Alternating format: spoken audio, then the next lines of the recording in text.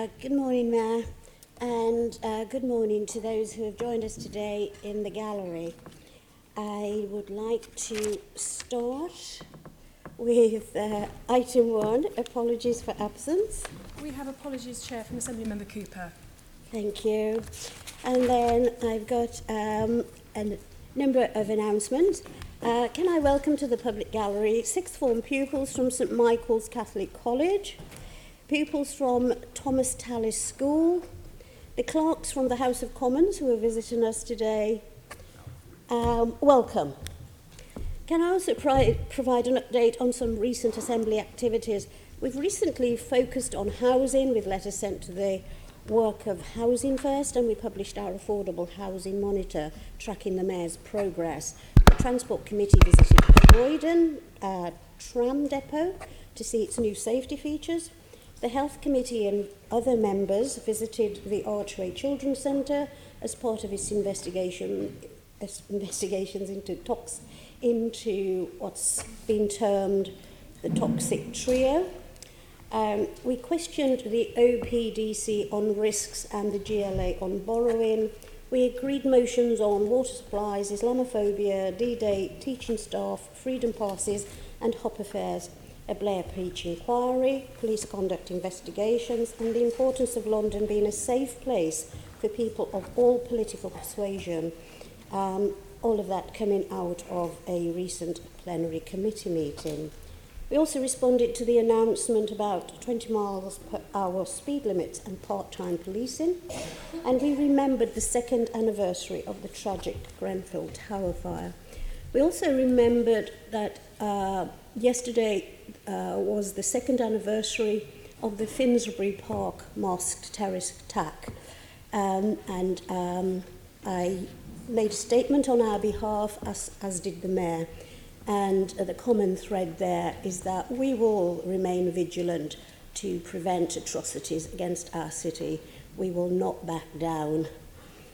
Can I also remind you all that the 22nd of June marks the 71st anniversary of the arrival of SS Empire Windrush, and there'll be lots of celebrations going on. Just personally, I'm proud as a Windrush child. Yes, I am, Tony. What can I say? Don't look old enough. I know, but yes, I was wheeled up onto that ship at age 5 in a bucket. And, and we know of the contribution that Caribbeans have made to this country, particularly this city, and then we also have to remember what's happening currently with the scandal surrounding a number of elders who have served this city and this country, and we recognise the work that the Mayor's done to give them support. And then I, alongside that, just want to say that my apologies.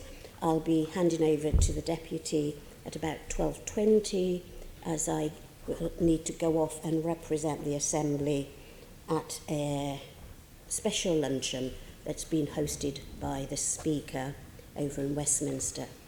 And finally, on behalf of the Assembly, I would like to congratulate all those Londoners and all those within the GLA family who were recipients of honour in Her Majesty the Queen's Birthday Honours List. Item 2, declarations of interest. Can I ask the Assembly to note the recommendations set out at item 2? Can I ask the Assembly to declare any other disclosable pecuniary interest or other relevant interest where they relate to the items on the agenda for today's meeting? None, thank you. And then we go to item 3, the Mayor's report. Can I ask the Assembly formally to receive the Mayor's report covering the period 3rd May 2019 to 6th June 2019. The Mayor will now provide an oral update of up to 5 minutes in length on matters occurring since the publication of his report. Assembly members have submitted several requests for topics for inclusion within the update. and those details were provided to you, Mayor. So over to you, Mr. Mayor. Good morning, Chair. Can I associate myself fully with the comments you made in your opening about various matters? Chair, London has suffered 5 terrible homicides over the last week. Every single death as a result of violent crime like this is an utter tragedy, leaving lives destroyed, families heartbroken and communities reeling. Several arrests have now been made following these horrific attacks, and some charges have been brought too. And under-resourced police and overstretched police are working around the clock to keep Londoners safe. As Mayor, I'm determined to tackle this problem head-on with a relentless focus on both arresting violent offenders and tackling the root causes. There is no getting away from the fact that this has been made far worse by the government's huge cuts to the police and preventative services like youth services, local councils and charities across our city. Cuts really do have consequences, something now finally even the government and the Conservative leadership candidates admit. We'll continue to do all we can in London, but the new Prime Minister, whoever that may be, must act and do the right thing by properly funding our police and preventative services. Today is Clean Air Day, and I'm pleased to take this opportunity to announce new plans for London's biggest ever car-free day. This will take place on Sunday the 22nd of September 2019 and will include 20 kilometres of closed roads around Tower Bridge, London Bridge and much of the City of London. Our aim is to give Londoners and visitors the opportunity to reimagine their city without any cars and to enable them to enjoy free events on streets across the capital. This will be a great opportunity for Londoners to leave their cars behind and to explore London by foot, bike or public transport. Chair, since we last met, I've been working on a number of strategies and initiatives to improve the lives of Londoners. This includes investing £6 million in 15 new projects to tackle air pollution and climate change and setting out plans for a major expansion of London's electric vehicle charging network. I'd like to end my opening remarks by paying tribute to the London Fire Commissioner Danny Cotton, who has today announced her retirement after 32 years of service at London Fire Brigade and as London's Fire Commissioner. Danny is a true role model who has broken down barriers for women in London and inspired people who wouldn't otherwise have considered being firefighters to join the Fire Brigade. I wish her the very best in retirement when she leaves the brigade next year. Chair, I've also been asked, as you mentioned, for 3 separate oral updates. The first one's on Hammersmith Bridge. Yes, we will want to meet with the government on this. The ongoing technical work to understand options and potential costs includes analysing the detailed inspections and surveys which have been taking place to understand the bridge's condition. Understanding this information is vital to help establish the best repair option. This work is nearly complete. Both TfL and Hammersmith and Fulham expect to have a better idea of costs and timeframes for the chosen repair option in August. I will also be seeking to make cross-party representations to government at that time.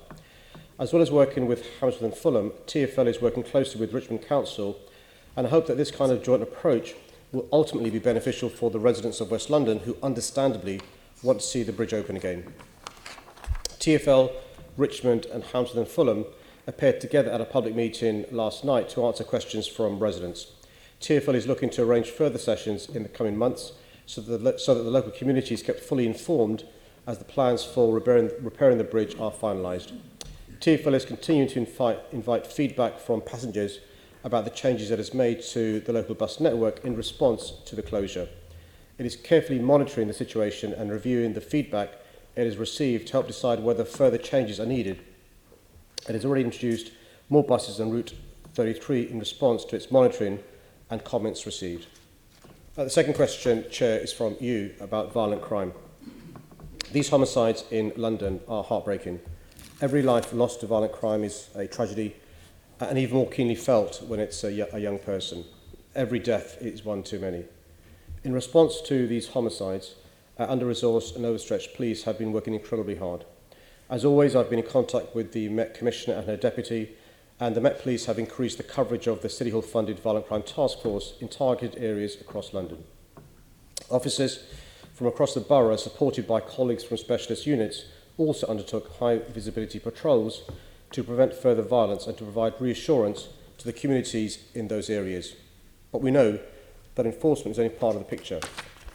That's why I'm investing over £7 million into our new violence reduction unit, funding £45 million of activity and services for young Londoners, and delivering services across the capital to support those who wish to turn away from violence to be able to do so. These latest homicides are a sobering reminder of why we must never be complacent in the face of violence. Even as the Met report reducing levels of violence, with the number of victims of knife crime aged under 25 down by 20% over the last year, and homicides down by 30%, I'm determined to continue to do everything in my power to prevent more Londoners becoming victims of violent crime. And the final question, Chair, by way of a request for an oral update, is from Assembly Member Russell. I'm truly disappointed that Kensington and Chelsea have announced their opposition to TfL's proposals for the Wood Lane to Notting Hill Gate walking and cycling scheme.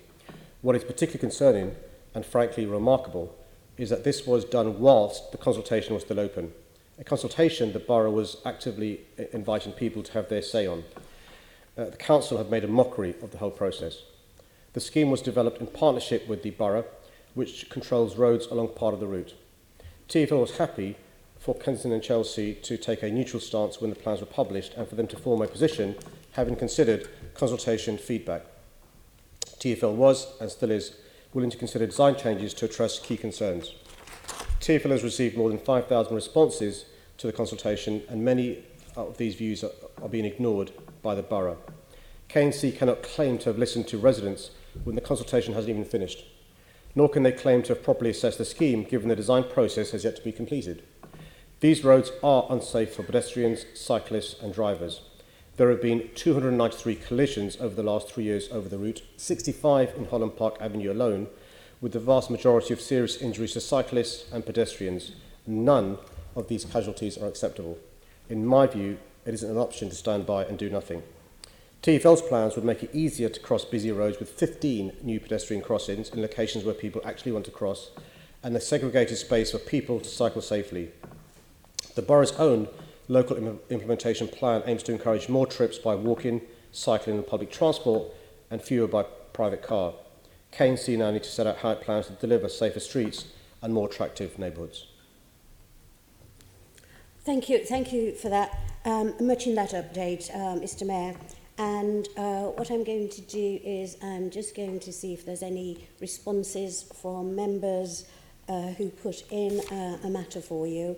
Then I will then go on to picking up the announcement of the retirement of the Fire Commissioner. So Mr. Mayor, can I just come back to you about my update? And can I just say to you yesterday, and I want to thank you for meeting the school elected councillors from a group of about 10 schools representing 4,200 children. And they had done some work in preparation to come in here to City Hall to see us. And they did the word cloud, and the biggest space taken out by that word cloud was crime, feeling unsafe, actually wanting to be able to walk on their streets. Will you hear what I'm saying, and will you look to see if there is any more that you can do about reassurance in those particularly in those areas that we've seen such a lot of crisis at the moment? There's no reply. I just wanted to forward that on to you because I think we sometimes miss the need to do more about reassuring our residents, reminding them that London is a safe city, their city, and they really cannot give up the streets to criminals. So I hope you've taken that on board. Can I call Caroline Russell? Do you want to come back to anything you've just heard? No, you don't. I know that Assembly Member Devonish does. Thank you, Chairman. Good morning, Mr. Mayor. On Hammersmith Bridge, I appreciate there's lots of work going on, but we're 2.5 months it's been shut. You've basically said this morning it'll be 4 months before we have a way forward. This is a really key bridge. Can we try and bring that date forward so when we'll be able to actually know what needs to be done? This is the #1 issue for my residents. I bet it is. I can give you the commitment that TfL and the council are going as fast as they can. I'll reflect back to them your comments about if they can go even faster, you'd appreciate that. The key thing is for them to do the work in relation to what proposals and options there are going forward with a cost as well. But I hear you loud and clear, and I'll pass that on. Thank you. And in terms of, you mentioned Clean Air Day today, which I totally support. You appreciate the additional traffic congestion on this route will be damaging air quality both sides of the bridge. What work have you done on that, and how can you actually mitigate that in the meantime? Yeah, I think what you're referring to is displacement, and so a lot of traffic's being displaced, but also some of the buses that were crossing that bridge are now not being used by the passengers, and they're using other forms to get from one side to the other. So TfL are monitoring the displacement that's taken place since the bridge was closed. You'll be aware, and you've made representations in relation to bus routes and making sure they are fit for purpose. The council's also, sorry, the TfL is also speaking to Wandsworth Council. I mentioned Richmond and H&F, but other councils further away from the bridge are also affected, and you're right to remind me, and TfL know this, by the way, of the impact of displacement. They'll continue to monitor. If, for example, last night's public meeting led to further good ideas, TfL can follow up, they'll do so. And you've heard me in my answer, TfL's receptiveness to further public sessions, because often the best ideas come from the residents who know their community the best. Okay, thank you for that. On your other update on the Royal Borough, which I was at the public meeting, the largest public meeting on this cycle highway that I've been to in my entire time as an Assembly member or indeed a councillor. I don't want to be rude about TfL, but they've got this scheme wrong. The Royal Borough is not anti-cycling. They really want to work with TfL to come up with a new scheme. So I'd urge you, please, to go back to TfL and work with the Royal Borough. They are very keen to have more cycling and safe cycling in the borough, but this scheme, literally 99% of the people in this room were vehemently against this scheme. Well, Chair, I find it astonishing that the Assembly member, halfway through a consultation process, would pull the rug from the process being completed. What about those who responded who didn't come to the meeting?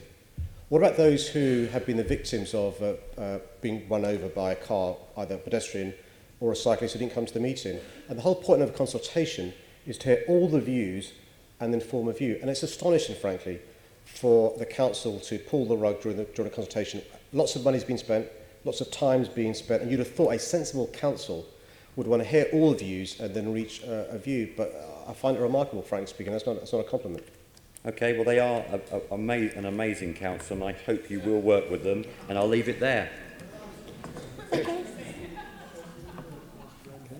Okay, we're going to stay with the same subject, and I'm going to bring in Assembly Member Arbour. Yeah. Thank you very much. Mr Mayor, no doubt you're aware that in 2011, when the Hammersmith flyover failed, the thing was fixed within 6 months. It was seen as a matter of supreme importance, and TfL fixed it, and there was a sense of urgency.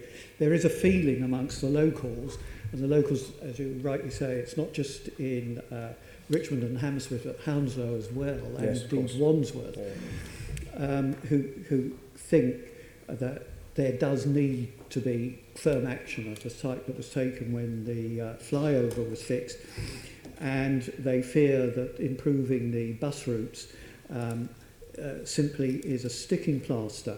I've attended 2 public meetings on the matter, and you've mentioned taking suggestions from local residents. The most popular suggestion from the residents at the public meetings that I've attended is that in the short term a Bailey Bridge should be erected on the site. Can I ask please that you direct TfL to take that proposal seriously? I formed the opinion at the public meeting that TfL thought that maybe this was a bit frivolous. Chair, can I just say the Assembly member's idea was one I also suggested, so it can't be frivolous. Good. And the experience I had, which was just from in a previous life as a transport minister, when we had floods a few years back, the army went in and built a temporary bridge, which enabled residents to get from one side to another during the floods. TfL are exploring that, and the lay response I've received, and they will be exploring this further, is an issue of land availability on both sides of the river. Can I reassure you, that's not a frivolous idea, but there are challenges in relation to land acquisition, and so all good ideas will be followed up, and I meant what I said sincerely about good ideas from the residents will be pursued. Often residents have the best ideas. I'm told there are challenges with the land, but that is being looked into. Okay, thank you very much. Assembly Member Dismore. As you know, Mr Mayor, the murder on Tuesday evening was in my constituency in Barnet. and I'd like to thank you for the explanation of what you and the Met are doing despite their overstretched resources. The MP for Chipping Barnet has called for more police officers, and obviously we'd like to see those. But would you encourage her to start lobbying the government to reverse the cuts for which she voted when she was in Cabinet to enable the Met to be properly funded to provide those extra police officers? Well, can I say, Chair, I'll try and be respectful. I've been saying since I first became mayor that we are facing the consequences of 8 years of cuts now, 6 years when I first became mayor. And many members, particularly of the Conservative Party, said I was wrong to raise the issue of us being starved of resources from central government. It's noteworthy two things. One, those now standing to be the Conservative candidate for mayor are now talking about more resources for our police, but also those running to be the next Prime Minister are now talking about the fact that we've been starved of resources and the consequences. I'm pleased they've realised that cuts have consequences. No consolation, though, for those grieving families, no consolation for those who are victims of crime. We need urgently for the next Prime Minister to reverse the cuts made by this Prime Minister and the Prime Minister before her. Thank you. Thank you. Assembly Member Desai. Thank you, Chair. Good morning, Mr. Mayor. I have to come to the issue of the violence that we've seen over the weekend. 2 of the 5 deaths that you talked about were in my constituency, and I wrote to the borough commanders in Newham and Tower Hamlets yesterday. I was at a meeting in Myland recently after yet another death, attended by some 300 people, where I spoke and Mayor John Biggs spoke. I talked about the public health approach, I talked about the cuts, but people were angry. They are frustrated. They appreciate what is being done, but they want more action, and they want it now. So what message have you got to give to not just my constituents, but to Londoners about what more can be done? I know you've got the Violent Crime Task Force and so on, but what more can be done, particularly with summer coming up? Well, firstly, we've got to understand that, rightly, Londoners are angry and scared. They've got every reason to be, because we've seen over the last 5 years a massive increase in violent crime across the country. We are seeing a stabilisation, and the Met Police has some good news, and I mentioned them in my answer in relation to the reduction by 20% of knife injuries for under 25, but also homicides down by 30% over the last year. Not good enough. If you lost a loved one, the fact it's going down, there's no consolation. And so we've got to make sure we are persuasive and get the government reversing the cuts they've made. We're now recruiting more officers than we have at any time in the last few years. We may have just gone over 30,000. There is some confirmation required because officers leave as well. And that's good, it's going the right way. The pipeline of new police officers is going the right way. But for us to have a transformative change, we need the next Prime Minister to reverse the cuts they've made. £1 billion over the last 8 years. We've lost more than 3,500 police officers, more than 3,500 community officers, thousands of police staff, police stations have closed down, front office counters closed down. Cuts have consequences. Thank you. And then, Mr Mayor, let's go on to the announcement that you made about the retirement of the Fire Commissioner, Danny Cotton. Mr Mayor, can I start by saying just a personal statement. It's been my pleasure to meet and to receive reports from the Fire Commissioner. And for me, she's one of the most impressive public servants that I have met in my 30 years in public and political life. And I will be speaking with group leaders to see how we can show our appreciation of her service to London. It's not on your group time because I do have this standing order that I can just say to group leaders or anyone else if they wish to make any comments following the Mayor's announcement. I see, I did have a whisper in my ear from Assembly Member Dismal, and I've also got Assembly Member Macon. So can I take Assembly Member Dismal first? Thank you, Chair. On behalf of the Fire and Resilience Committee, which I chair, could we thank Danny Cotton for the immense dedication she's shown to keeping our city safe. During recent years, we've seen some significant challenges for the London Fire Brigade because of budgetary pressures, not the least, but notably after Grenfell Tower fire and the attacks on London Bridge and so on. So there's been undoubtedly some very tough operational decisions she's had to take, and our job has been to scrutinise those on the committee, but we're clear that Danny has done a fantastic job in protecting Londoners, in supporting her firefighters, and has shown brilliant leadership during some very difficult times. So we wish her well in her retirement next year. Thank you very much. Assembly Member Bacon. Yes, thank you, Chair. I'll stand as it's a personal statement. I first got to know Danny Cotton when I joined the London Fire and Emergency Planning Authority back in 2010, but I got to know her quite well after I took over as chairman of the authority a few years later.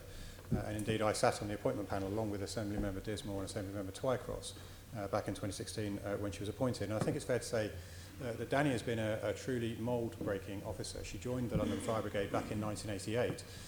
And the fire service has long been regarded as a bastion of maleness, yes. But back in the 1980s it was even more so than it is today. So her even joining the fire brigade back in 1988 was a remarkable thing to do. But to have risen right to the very top of it, to become the senior firefighter in the entire country throughout her career, and to do that based entirely, I have to say, on merit, is more remarkable still. She's truly, I think, one of the trailblazers in London's public life, indeed in the country's public life.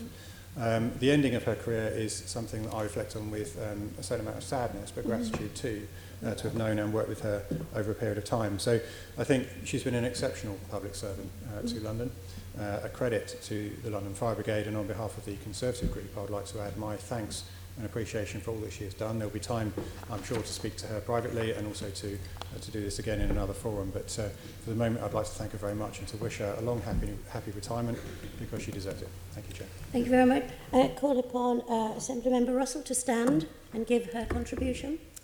Thank you, Chair. I just want to very briefly express the thanks of the Green Group to Danny Cotton for 32 years working to keep Londoners safe. And in particular, I think her campaign about firefighting sexism has been brilliant, and it has encouraged more and more young women to see that being a firefighter is something that could be a career for them, and that is a true legacy, and I just want to thank Danny for that. Okay. Calling on Assembly Member Pigeon to stand for her contribution.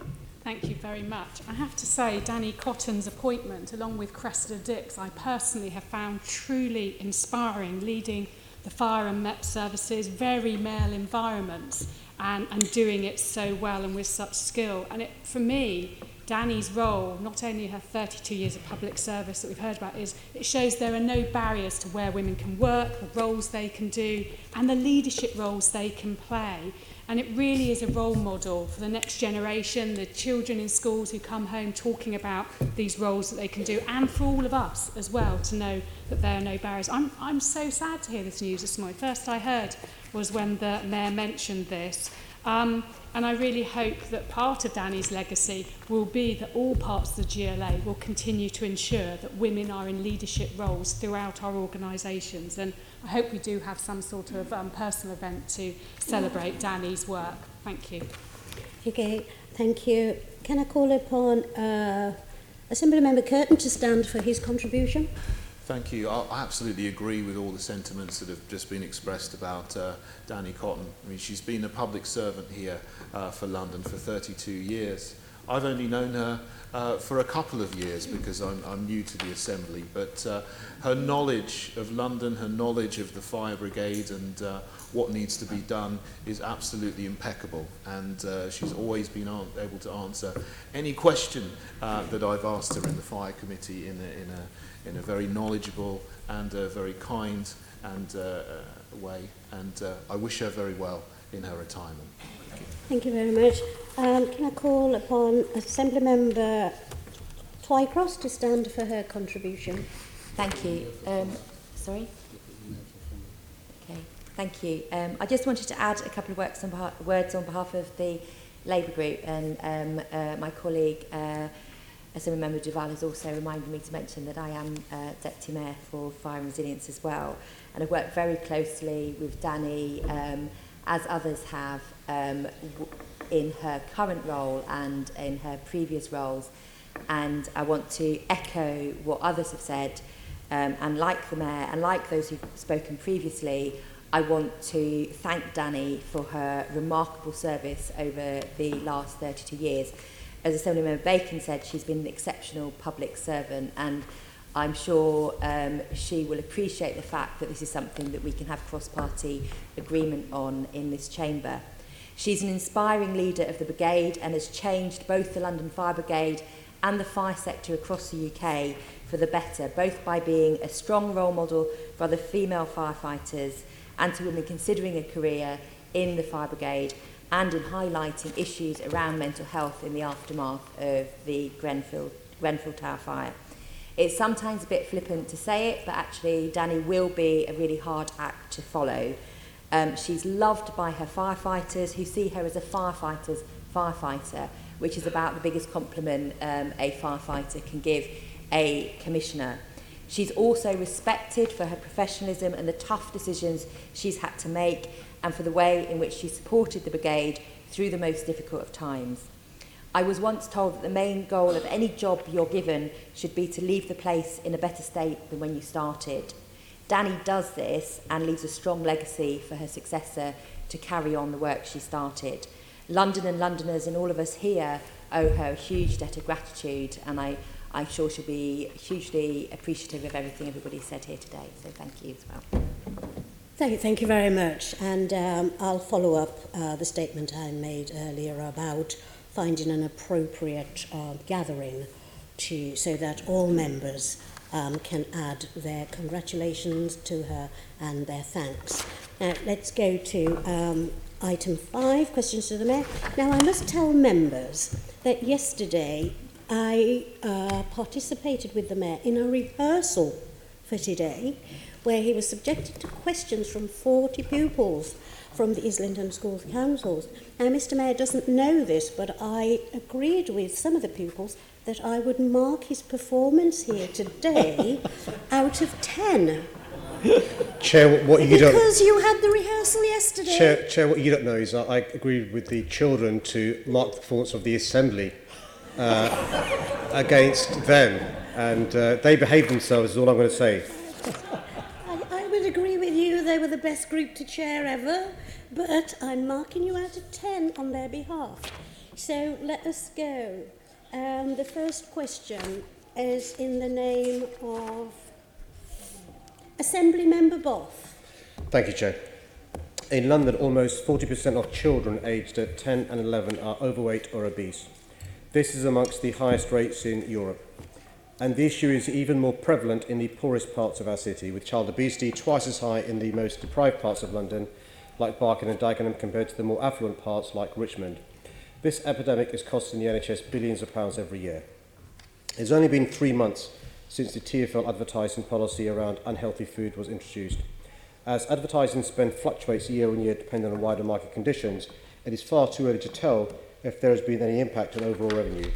But it is good to see major retailers continuing to advertise on the TfL network through amending their advertising copy or switching to advertising healthier products.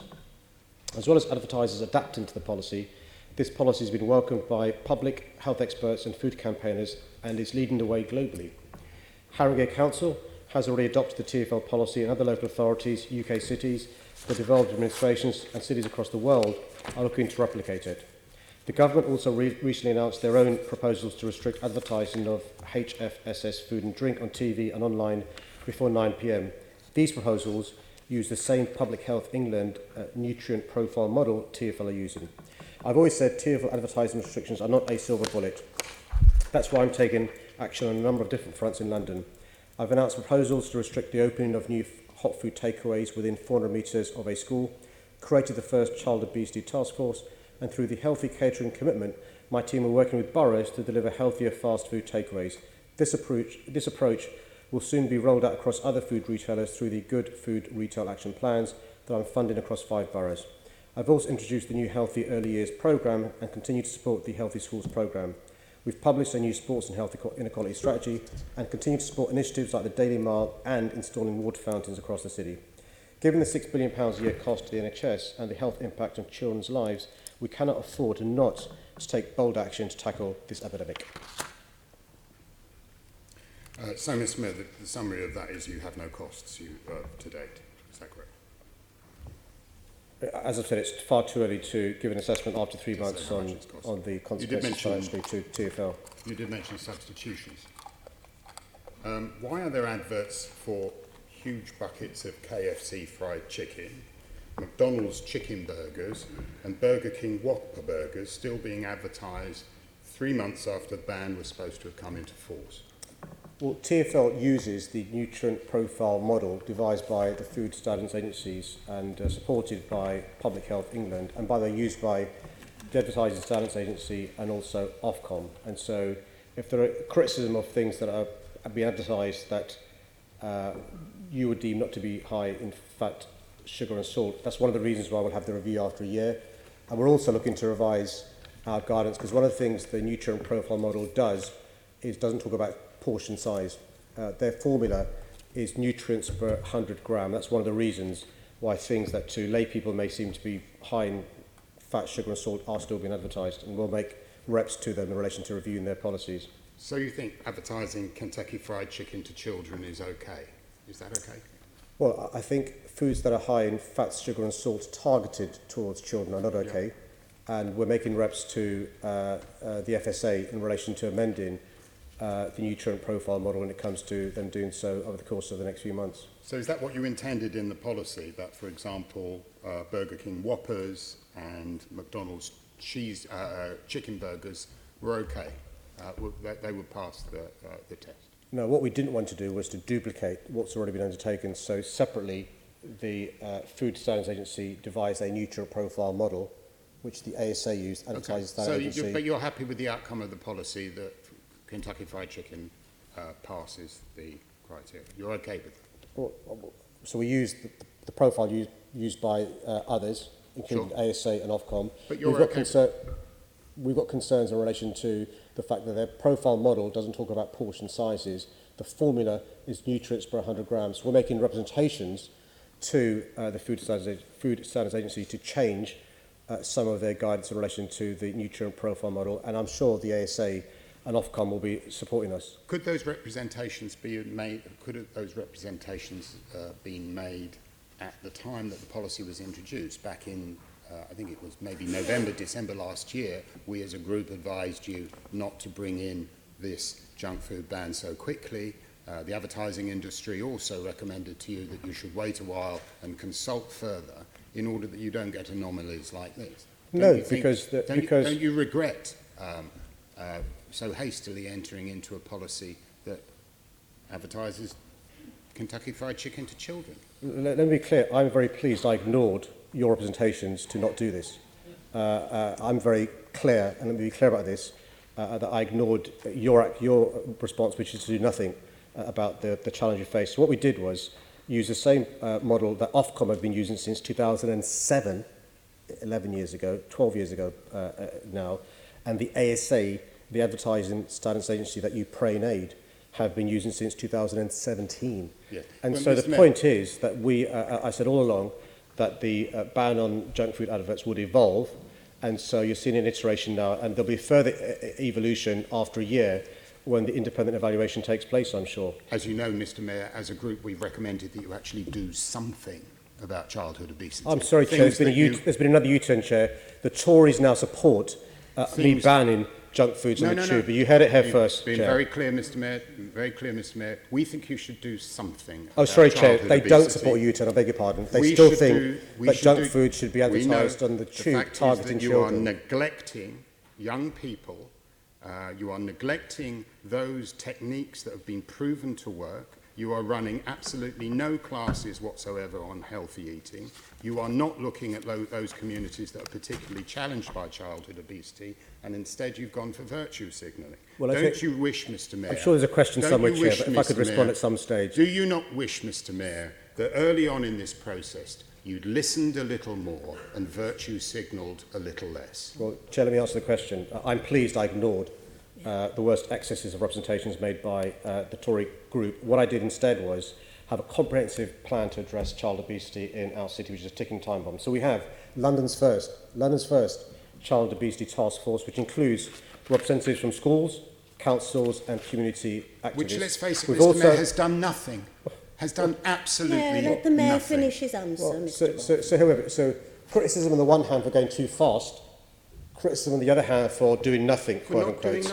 In addition to the Child Abuse Task Force, we've set up a Healthy Schools London programme. Over 2,000 schools are already involved in this programme, 83% of all London schools. He says we've done nothing. On top of that, the Healthy Early Years London programme promoting physical activity in younger children. You know, over 1,200 nurseries and childminders are registered, reaching an estimated 70,000 children. He says that's doing nothing. On top of that, we have a sports strategy.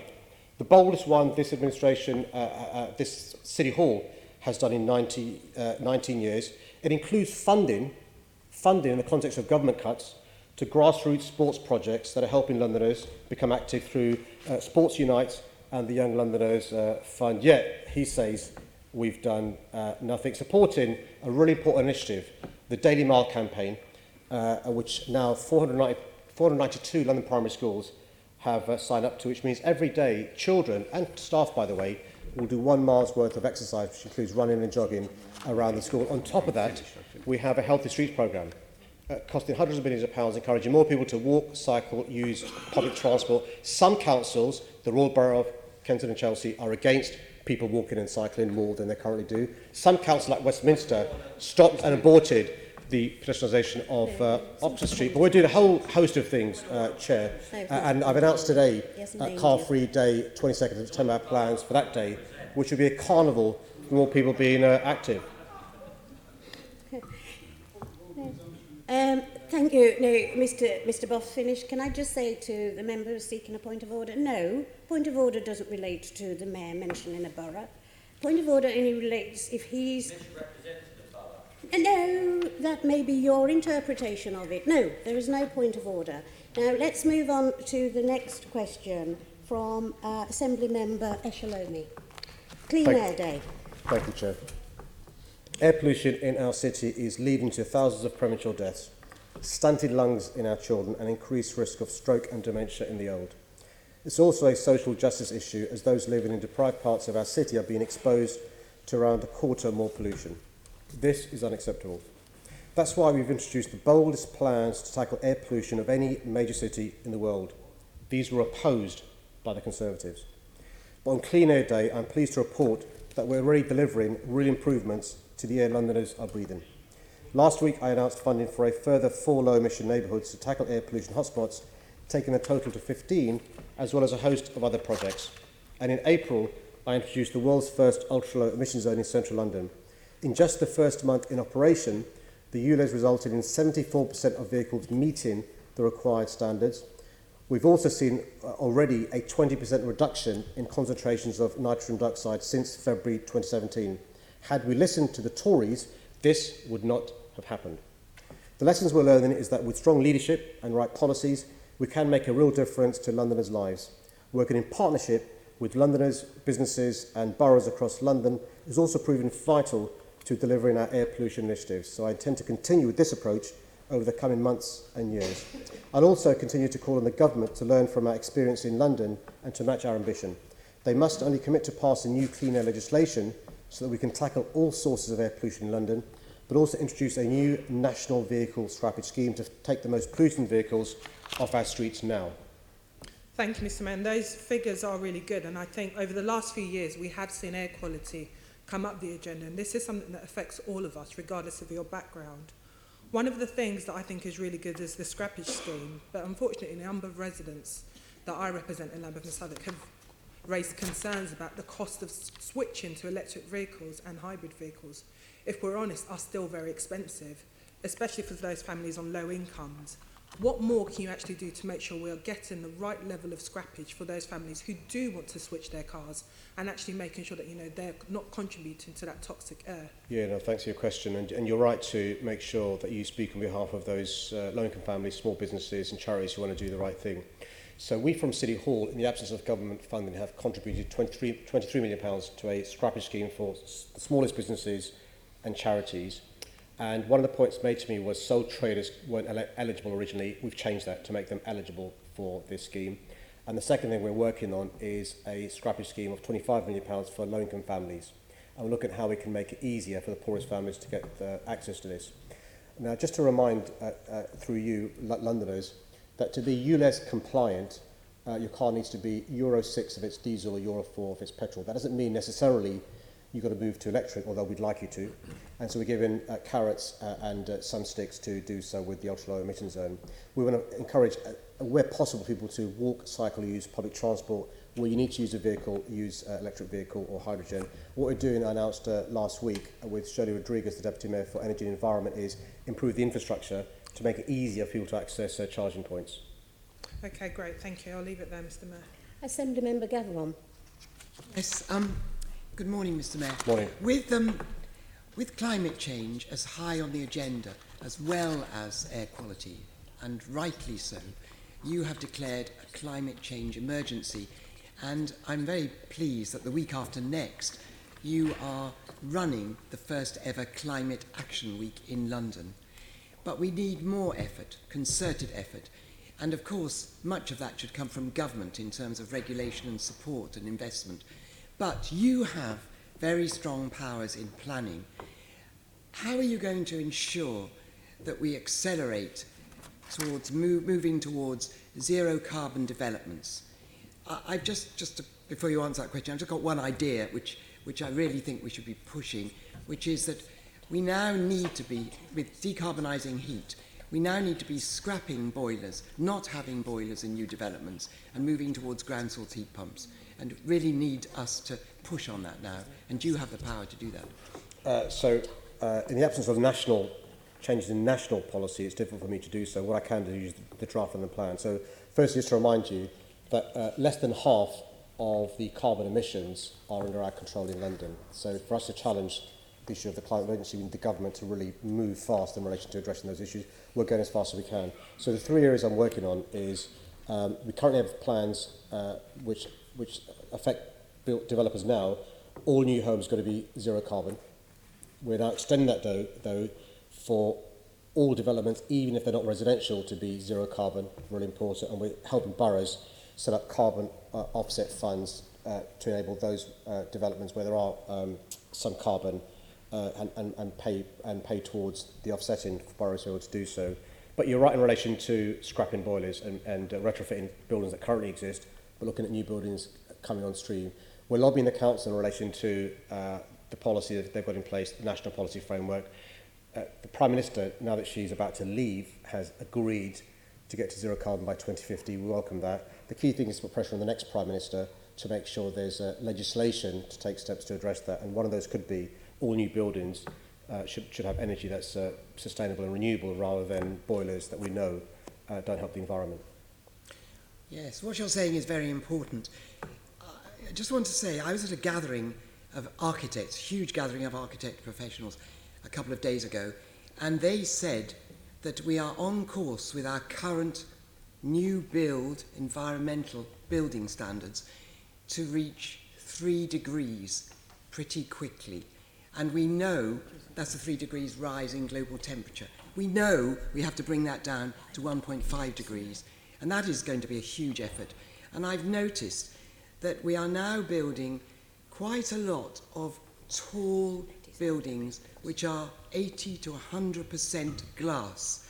And of course you've got to have some glass, but 80 to 100% means they are literally greenhouses, and they are therefore very expensive to cool. And in order to cool them, one either has to have a lot of operational carbon in terms of extra building materials, or embodied carbon or operational carbon to run them. Now, I wondered if you might consider taking a lead from the Mayor of New York, Bill de Blasio, who has recently announced a ban on glass buildings. Yeah. I'm always happy to work with Bill de Blasio. As you know, we've got one or two things in common. We know.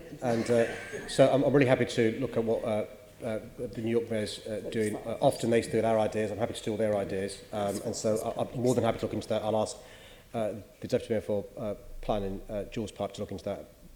Great. Okay. One final question. 2 days ago also it was announced that the UK is going to host the 2020 UN Climate Summit. Now, I know you've written to the Prime Minister, and I'm just wondering what progress you're making on asking for it to be hosted in London. Unless I've missed it, I'm not sure it's been announced that we're hosting it. We've applied to be a host country, and I've asked the Prime Minister for London to be the host city. Well, it is going to be the host country. Well, great. Well, I've written to the Prime Minister asking London to be the host city.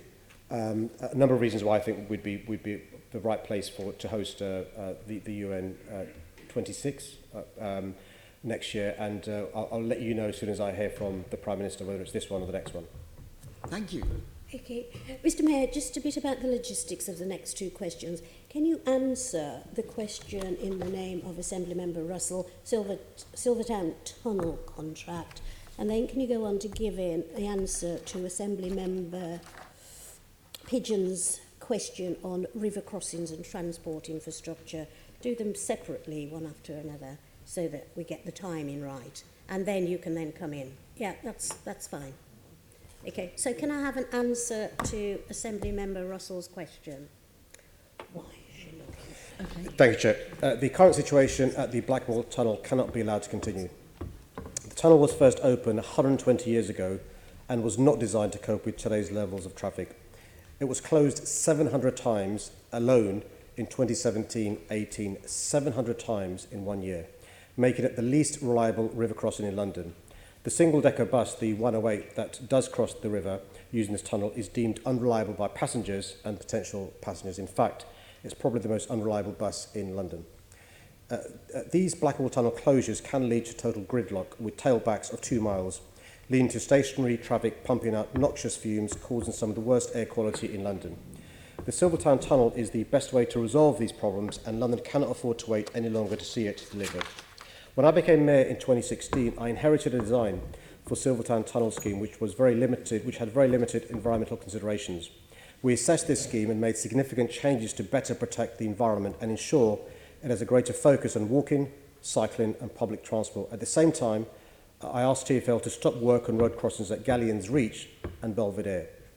By effectively reducing congestion, the Silvertown Tunnel will deliver an overall improvement in air quality and be within the expanded ultra-low emission zone.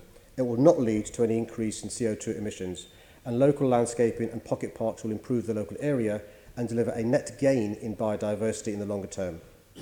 The scheme also includes setting a minimum number of buses per hour at peak times, concessions for local residents, and walking and cycling improvements in the surrounding area. TfL is also investing in other public transport infrastructure in East London, including the new DLR trains and extending the London Overground to Barking Riverside, and new bus routes through Silvertown Tunnel, giving more Londoners the ability to cross the river without being forced to rely on driving. TfL has spent significant time developing the scheme in close consultation with stakeholders, which has resulted in a strong set of commitments and controls to ensure it delivers the forecast environmental, economic and social outcomes. There will be no overall increase in the levels of traffic, but with additional trips being accommodated through the new clean cross-river bus services that the scheme facilitates. Central to the scheme is the introduction of user charging across Blackwall and Silvertown tunnels to ensure there is no overall increase in traffic and that the scheme delivers an overall improvement in air quality and no CO2 emissions through reduced congestion and tailbacks. Okay, Assembly Member Russell. Thank you. Mr Mayor, by building this tunnel, you are paving the way for increased traffic and locking in vehicle-dominated motorways which already sever communities in Silvertown, North Greenwich, Blackwall and beyond. Nobody wants to live next to a motorway tunnel mouth. Now, you mentioned, there'll be some pocket parks. That's something you might expect in a healthy street. But is Silvertown Tunnel really compatible with your healthy streets agenda? The problem we have that you can't address is how we deal with the fact that Blackwall Tunnel is closed 700 times a year on average, which leads to the catastrophe that we currently have where there's tailbacks, there's poor quality air, there's congestion, but also people don't cross the river using the bus because it's unreliable. Why is it unreliable?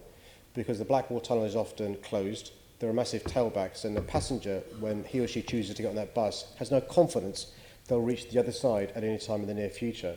So actually, by having a tunnel which has a lane reserved for buses, it will start with 20 buses an hour, going to 37 an hour. You'll have public transport going from one side to the other side, encouraging more people to use public transport, but also we're organising people to get from one side to the other who are pedestrians or cyclists for free as well.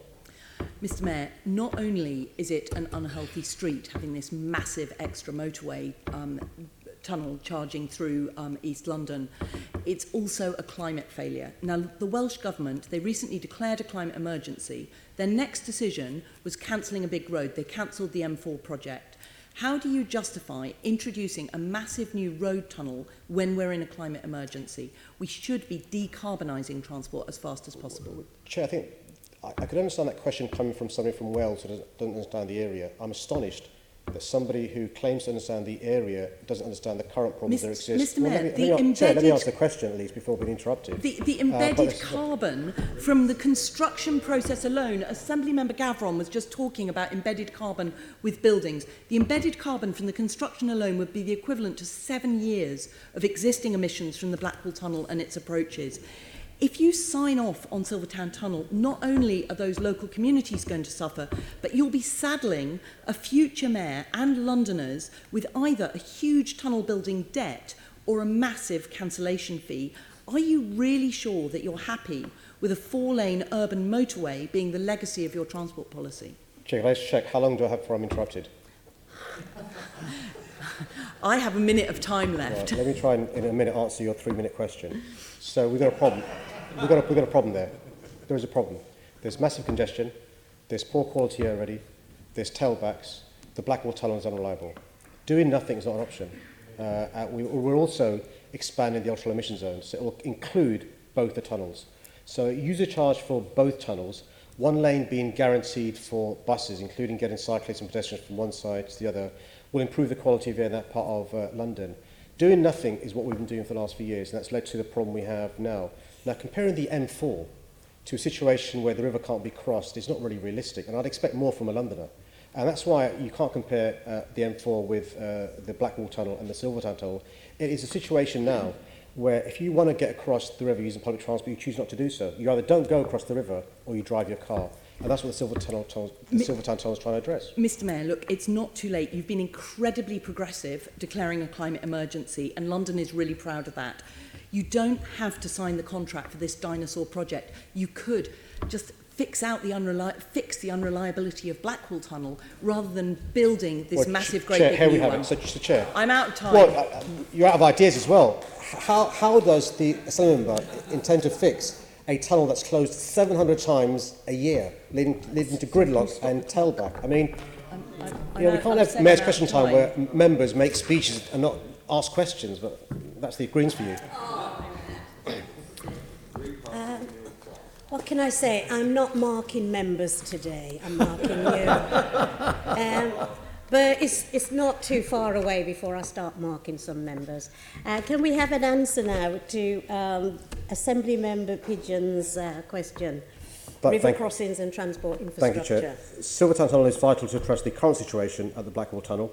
The regular congestion here results in some of the worst air quality in London. Delivering this scheme will improve our environment. TfL is committed to ensuring that the project is delivered safely and with minimal impact to the environment and local residents. The majority of construction materials will be transported by river to reduce congestion and related emissions. Pocket parks and landscaping will improve the urban realm of the local area. The new crossing will also provide a range of education and employment opportunities for local residents, including apprenticeships, with an aim of 25% of the construction workforce coming from the local area. TfL recently announced the River Links Consortium as the preferred bidder to take forward the design, build, finance and maintain contract. TfL and River Links are finalising the documents to allow the contract to be awarded at the end of the summer.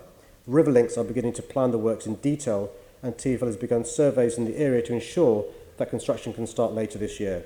Once the contract is awarded, TfL and River Links will continue developing the designs and detailed plans to deliver the scheme, developing a community engagement plan to ensure that the local community remains involved throughout will be an important part of this work. Closer to the time of the tunnel opening, TfL will determine the user charges through undertaking further modelling and monitoring to manage demand and ensure the scheme delivers on its environmental and traffic commitments. TfL will also provide concessions to low-income local residents and funding for local businesses to help mitigate the impacts of the new charging regime. Detailed proposals for new cross-river cycle facilities will be developed and agreed with local boroughs, and plans are already in place for the scheme to unlock development and to improve conditions for walking and cycling on both sides of the river. This much-needed new river crossing progresses well will help improve the local environment and give East London residents and businesses better public transport and access to jobs and services. In January of this year, Mr Mayor, you stated that London's air pollution has triggered a public health emergency. You have also said that cleaning up London's toxic air is now an issue of life and death, and I absolutely agree with you. And I support, your decision to introduce the ultra-low emission zone, a really bold policy. So how will your decision to build a new road tunnel specifically reduce carbon and air pollution? Well, Chair, I'm sure the Assembly will accept that the current problem is contributing towards the climate emergency. The current problem is contributing towards the area in our city being a killer. Why do I say that? Because the only way to get across the river in that part of London is the Blackwall Tunnel. In 1 year alone, 700 times closed. Even when it's open, massive traffic jams, massive delays, massive congestion, contributing to additional particulate matters and additional nitrogen dioxide. Having a Silvertown Tunnel which has a lane reserved for buses will mean rather than having one unreliable single-decker bus going across the river whenever the Blackwall Tunnel is working, we will have double-decker buses, guaranteed 37 in an hour, from day one, 20 in an hour, leading to more public transport from one side of the river to the other, but also cyclists and pedestrians being able to go from one side of the river to the other, whose only option now is to drive across. So fewer closures of Blackwall Tunnel, fewer people receiving bad quality air because of traffic jams, less gridlock, and because both tunnels will have user charges, in fact, it won't lead to an increase in vehicles crossing the river from the Blackwall Tunnel and Silvertown Tunnel, but will lead to those that are using it going across quickly rather than traffic jams leading to poor quality air.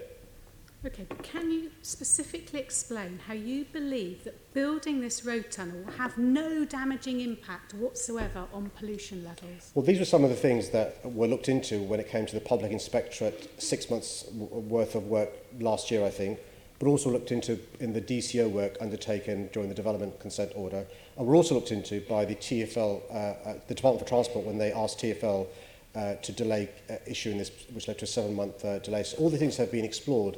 But on top of that, TfL will continue to monitor this as we go forward. And one of the things I've said in my answer to your original question is when it comes to setting the user charge, when it comes to deciding what sort of vehicles will be affected by the user charge, when it comes to deciding what parts of the day the user charge will have to be paid, those are some of the things we can look into in relation to air quality now versus air quality when the tunnel eventually opens. Okay, the signalling on the Piccadilly line needs to be upgraded. The Bakerloo line extended to Lewisham and beyond is needed. Why have you chosen to prioritise spending £1 billion on this road tunnel? Can I just check? Are the Lib Dems now suggesting we use a PFI model for the Piccadilly line? It's a form of borrowing, well, and I'm let's asking be clear, you, Chair. why are you choosing to go ahead with this project over other investment in public transport? I think the Lib Dems again have given it away. I think they've given it away.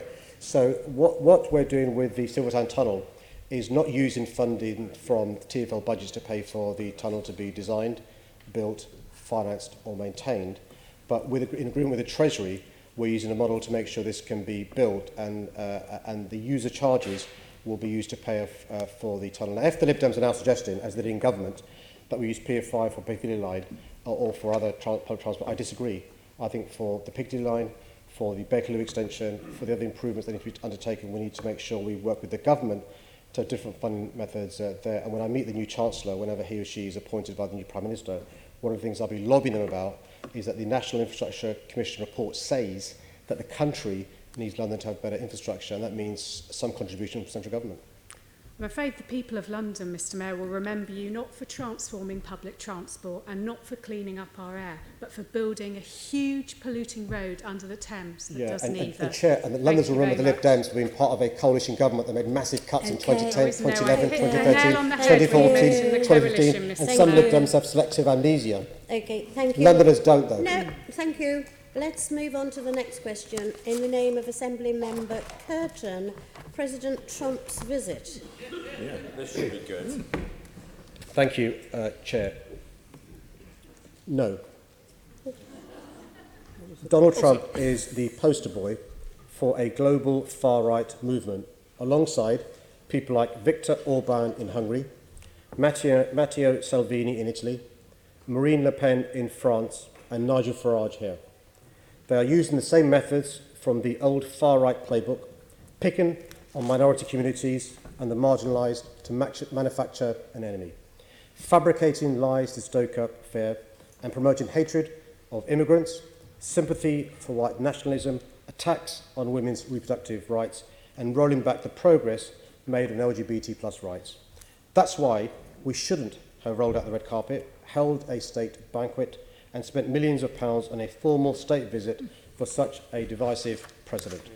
We should remember, this is a man who has repeatedly made sexist and derogatory comments about women, suggested that women who seek abortions should face, and I quote, some form of punishment, implemented immigration policies that have led to the separation of children from their families, defended white supremacists, anti-Semites and far-right nationalists, tried to ban people from entering the US simply because of the religion they practice, threatened to veto a ban on the use of rape as a weapon of war, deliberately used xenophobia, racism and otherness as an electoral tactic, and only last weekend amplified the racist tweet of a far-right activist in Britain. This behaviour, Chair, flies in the face of the ideals America was founded upon: equality, liberty and religious freedom. So rather than bestowing Donald Trump with a state visit, the government should have used a working visit as an opportunity to speak out and say Trump's views are incompatible with British values and that they pose a grave threat to the principles we have fought hard to defend, often together with the United States for decades. Well, Mr. Mayor, you're absolutely wrong about President Trump. President Trump is one of the greatest presidents of the United States. In fact, on a par with President Reagan. And it was absolutely right for the Queen... Assemblymember Curtin, you can stop, and then when people are quiet, you can continue. Thank you. And we'll keep doing this until we show Assembly member the respect that he's due.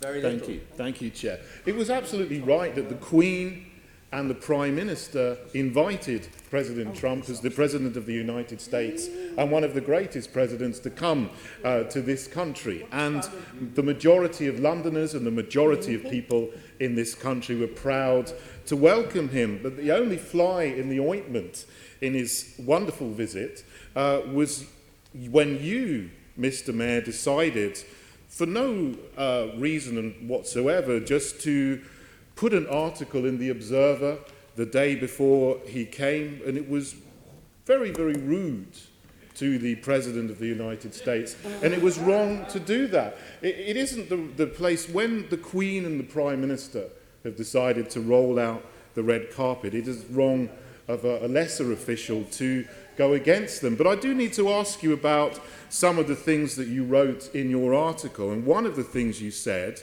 was you accused the President of interfering shamelessly in the Conservative Party leadership race by backing Boris Johnson. That's not entirely accurate. He called Boris Johnson his friend. He called Nigel Farage his friend as well, another great man. But you yourself, Mr. Mayor, in 2016 interfered in the American presidential election when you backed the loser, Hillary Clinton, brazenly and openly. Isn't it hypocritical, in a sense, for you to accuse the president of doing something that you've done yourself? Well, Chair, I will show the Assembly member, my critic, more respect than Donald Trump shows his critics. And I've heard you out. I think you're wrong. I think, look, we've got a rich history of being a country that's a beacon for human rights, for civil liberties, for women's rights, for standing up to white nationalists. And one of the things about Donald Trump is he's the president of our closest ally. Now, I think a special relationship is akin to having someone who's your best friend.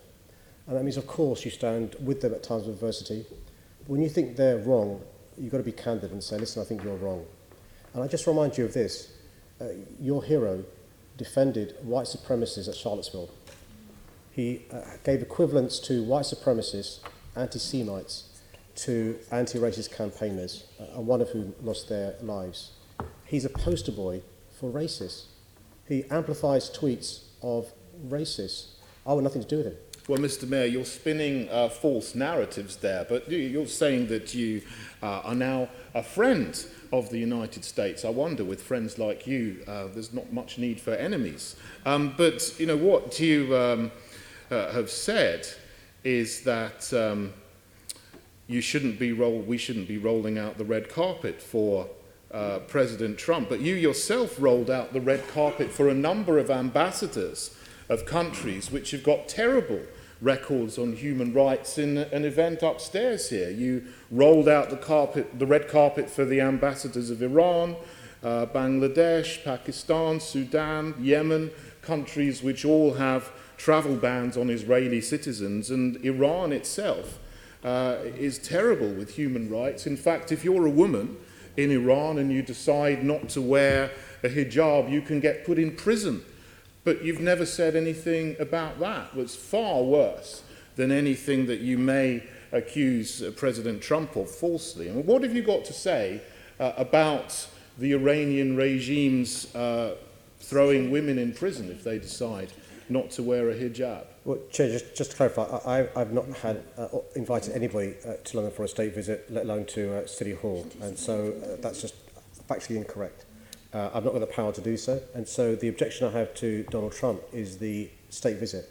No objection at all to having a close working relationship with Donald Trump. In fact, in my answer, I made it quite clear. Avoided answering the question directly, but you did actually say similar things when he came for a working visit last year. So it doesn't seem that your answer is particularly correct historically. But unfortunately, I'm out of time. I wish I had more than 6 minutes to question you. It's always, has always been a pleasure, Mr. Mayor, but I'll have to hand back to the Chair. Thank you. The next question in the name of Assembly Member Boff is withdrawn for a written reply. So we then go on to a question from Assembly Member Dismore, Grenfell Tower Fire. Thank you, Chair. Last week I joined the local community to mark the second anniversary since the tragedy of the Grenfell fire at a moving church service and a vigil to remember the victims and their families. A few days before the second anniversary, I wrote to the Prime Minister saying that the government's failure to deliver on the pledges made following the fire had been nothing short of shameful. It's simply unacceptable that 2 years on, 17 families whose homes were destroyed are still living in temporary or emergency accommodation. The community continues to feel ignored and neglected, having to fight for every piece of support from the council, from receiving legal advice to accessing mental health services and simply understanding their rights. What's more, our failed building regulation system remains largely unchanged, and the testing programme of existing buildings has been far too slow. Thousands of people across the country are still living in homes with unsafe cladding. The government's response to the consultation on the social housing green paper, lauded by the Secretary of State as a landmark opportunity for major reform, has still not been published. The fire at Samuel Garside in Barking last week shows the risk of flammable materials is not limited to high-rise buildings. The government's combustible material ban after the Grenfell only applies to buildings over 18 metres, and so it's likely the combustible material at Samuel Garside could still be used in new low and mid-rise buildings. This shows just how far the reforms have fallen short of what's needed. In my letter, I urge the Prime Minister to use her remaining time in office to increase support for the Grenfell community, deliver meaningful reforms to building regulations, speed up remediation of existing buildings, and commit to installing sprinklers in high-rise blocks. I also urged her to implement national reforms to strengthen tenants' voices that could have helped prevent this tragedy from happening in the first place. Whoever replaces Theresa May as Prime Minister must make it a priority to finally act on the issues that affect the Grenfell community and people across the country. We owe it to the 72 people who lost their lives at Grenfell Tower, their families, friends, and all those impacted by what happened 2 years ago. Thank you for that answer. Could I remind you that, not that I think it's necessary, that the Hackett Review reported a year ago that implementation has only just begun and the legislation is not expected until 2021. Whilst the government introduced a temporary ban on flammable cladding on new residential buildings over 18 metres, nothing was said about other tall buildings, such as the flats in Barking, which you mentioned, which went up like a torch. Fire testing, the wide variety of other types of cladding didn't begin until the 30th of April this year, and even then doesn't include fire fumes and smoke, which are the killers. Yeah. In June 2018, they announced a joint inspection task force to speed up private sector remediation, but it's still not operational. It took until a month ago for the government to allocate some funds for private sector remediation, but bids can't even be made till July, let alone work commence.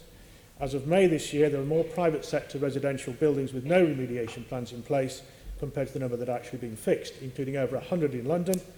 The public inquiry and police investigation are months behind, and the sorry earlier history of ignored warnings and coroner's recommendations is appalling, as set out in the comprehensive article in Inside Housing magazine in the current edition. Would you agree the list of late or non-activity by this Brexit-obsessed Conservative government is little more than an insult to the memory of the 72 victims of the fire, to the survivors of the local community, and to the 4,600 social and 10,600 private sector London families still living in fear in blocks with dangerous cladding on them? Absolutely. I'd say your question is actually an indictment of the neglect this government's shown over the last 2 years. We'll put aside the neglect before the Grenfell Tower fire. The delay is frankly incredible. The government could have introduced interim measures, failed to do so. You're right to remind us that any progress may not happen until 2021 at the soonest in relation to legislation. We've got a big issue in relation to ACM cladding in social housing, ACM cladding in private housing, but other combustible materials that's not ACM cladding.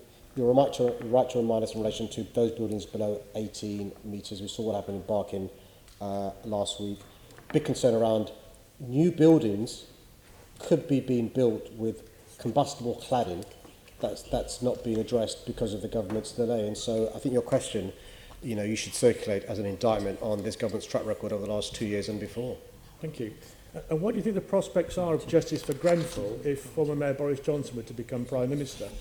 A man who broke his election promise not to cut the fire brigade with 2014 brigade cuts, axing 10 fire stations, 14 fire engines and 553 firefighter posts. And when I challenged about it, when he was sat where you are, he simply replied, "Get stuffed." When I challenged him about the 26th of October 2015 Camden Road fatal fire, where the first fire engine took 30 minutes to get there because he closed Belsize fire station, and no fewer than 10% of London's fire stations were off the run, he replied, "You're talking total ... Another of his broken promises after the 2014 cuts was there'd be no more cuts, but he axed a further 13 fire engines in 2015-16. And amongst the worst of all, Brian Coleman, former AM and then chairman of the Fire Authority, exposed his use of four-letter foul language about the families bereaved in the 7/7 terror attacks, victims, hardly compassionate conservatism, as revealed in the Sunday Mirror this last week. Do you consider any of the Conservative leadership contenders, especially front-runner Boris Johnson, will deliver justice for Grenfell? Assembly Member Dismore, I thank you for removing the prop. Thank you. Chair, I think all I'd say is this. Whoever the Prime Minister is our Prime Minister, and he will be the Prime Minister for the families, the victims, the survivors affected by Grenfell Tower. And it's really important that he looks after the most vulnerable and uses that as a criteria for success. The evidence I've seen from the track record of the favourite to be the next Prime Minister concerns me. I also think the idea that you can hide from your record by failing to turn up to broadcast hustings, failing to give yourself scrutiny, won't wash once you become the Prime Minister, and his record will come out. The key thing is whether he's learned from that. I hope he has genuinely, as somebody who loves this city, wants a Prime Minister to do the best for our country and our city. We'll have to wait and see. Assembly Member Dessau. Thank you, Chair. Mr. Mayor, on the 9th of June, the flats at Deep Pass Gardens in my constituency, Barking Riverside, were engulfed by fire, destroying 20 homes and damaging 43 more. Mr. Mayor, I'm sure you will join me, firstly in thanking the emergency services for ensuring no one was hurt. Indeed, within 5 minutes, Barking fire crews and vehicles were responding to the incident. Mr. Mayor, will you also join me in noting and congratulating the extraordinarily swift response of Barking and Dagenham Council to this incident. 30 minutes after the initial reports, the Council's emergency support team was at location with the leader of the Council, Councillor Darren Rodwell, arriving 5 minutes later. Within 2 hours, a rescue rest centre had been set up. and by midnight, the council had secured a bed in the borough for every resident who needed it. With the help from go-ahead buses and the council's own passenger transport services, residents were taken to where they needed to. And I could go on and on the second day, what they did, and the long-term support. So, Mr. Mayor, do you agree that much more needs to be done to help victims of disasters get rehoused and also fix the fill system that still allows flammable cladding to be put on these homes because they're below 18 meters high? Yeah, can I again thank you for your question and the way you asked it. I mean, we've got to realise that there are families who've lost everything, and it's heartbreaking, and some are very angry, some are thoroughly depressed, and they all need to be rehoused permanently. I'm hoping their insurance covers all this. I've written to a number of the companies involved in these properties with Darren Rodwell, the leader, to make sure we get some urgency in relation to not just rehousing, and the council doing its bit, but also some of the concerns about other buildings in that area. Could I take this opportunity to put on record my thanks to all the residents who were so heroic, and I include in that Assembly Member Boff. And when I went the next morning, I was in touch with the Commissioner's team the night before. When I went the next morning, a number of residents were present, including Assembly Member Boff, and some of the stories I heard, not just from Andrew, but others, made me really proud of that sense of community that's there. You know the community very well.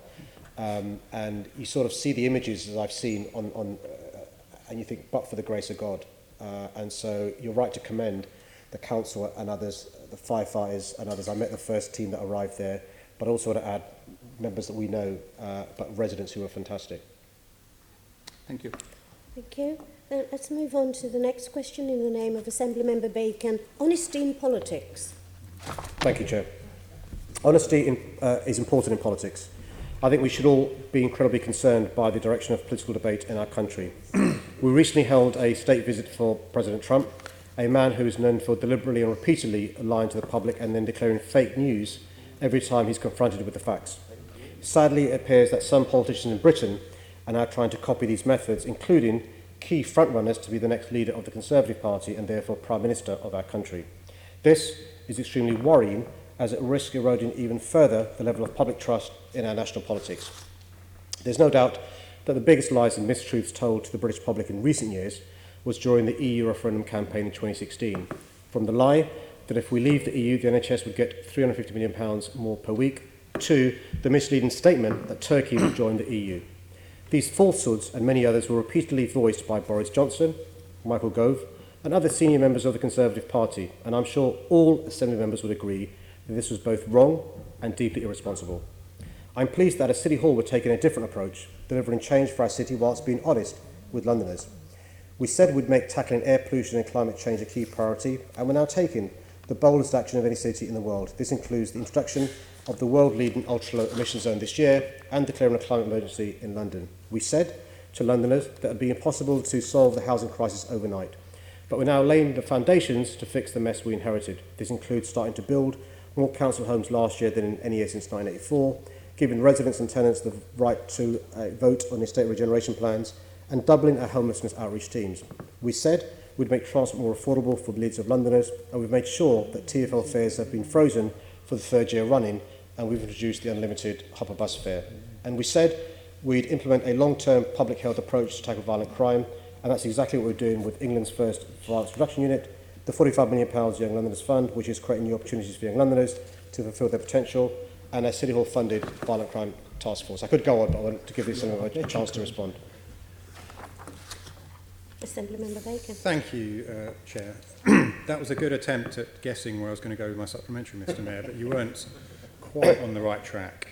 On the 2nd of June, you gave an interview to Niall Patterson at Sky News, and he asked you, to what extent then is it a matter of personal regret to you that London is less safe than when you took the job? And you responded, oh, it's not less safe, that's the first thing, and then you talked about the various things that you were doing. So I thought, well, that's interesting. So I had a look at the Metropolitan Police's statistics. And in 2015-16, for example, there were 21,361 robberies recorded. Last year, there were 35,216, which is an increase of 65%.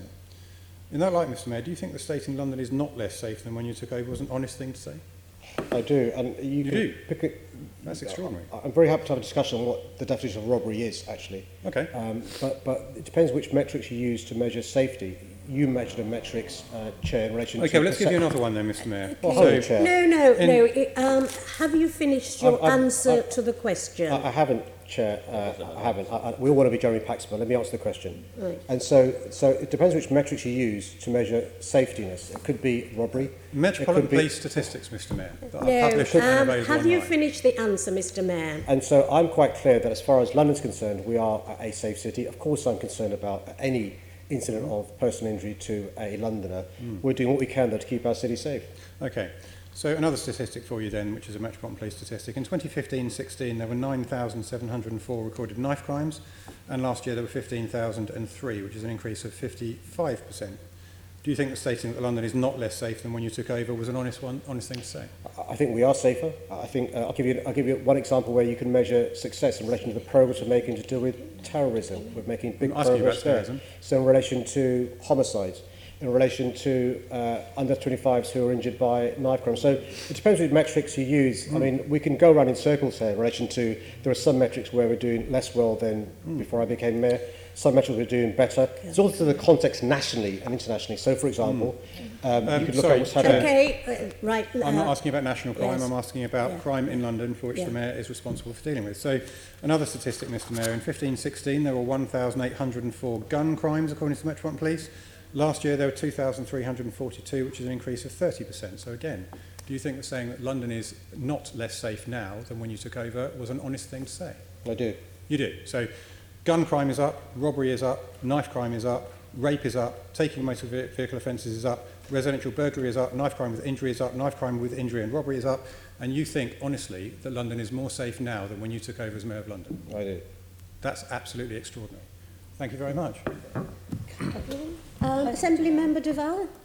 Mr Mayor, in terms of keeping with the theme about honesty in politics, and I understand you've mentioned about the issues that occurred during the Leave the European debate, European Union debate, are you aware that what the UK Statistics Authority actually said to the then Foreign Secretary when he made his announcement around that 350 million? Sorry, Chair, is the Assembly member suggesting...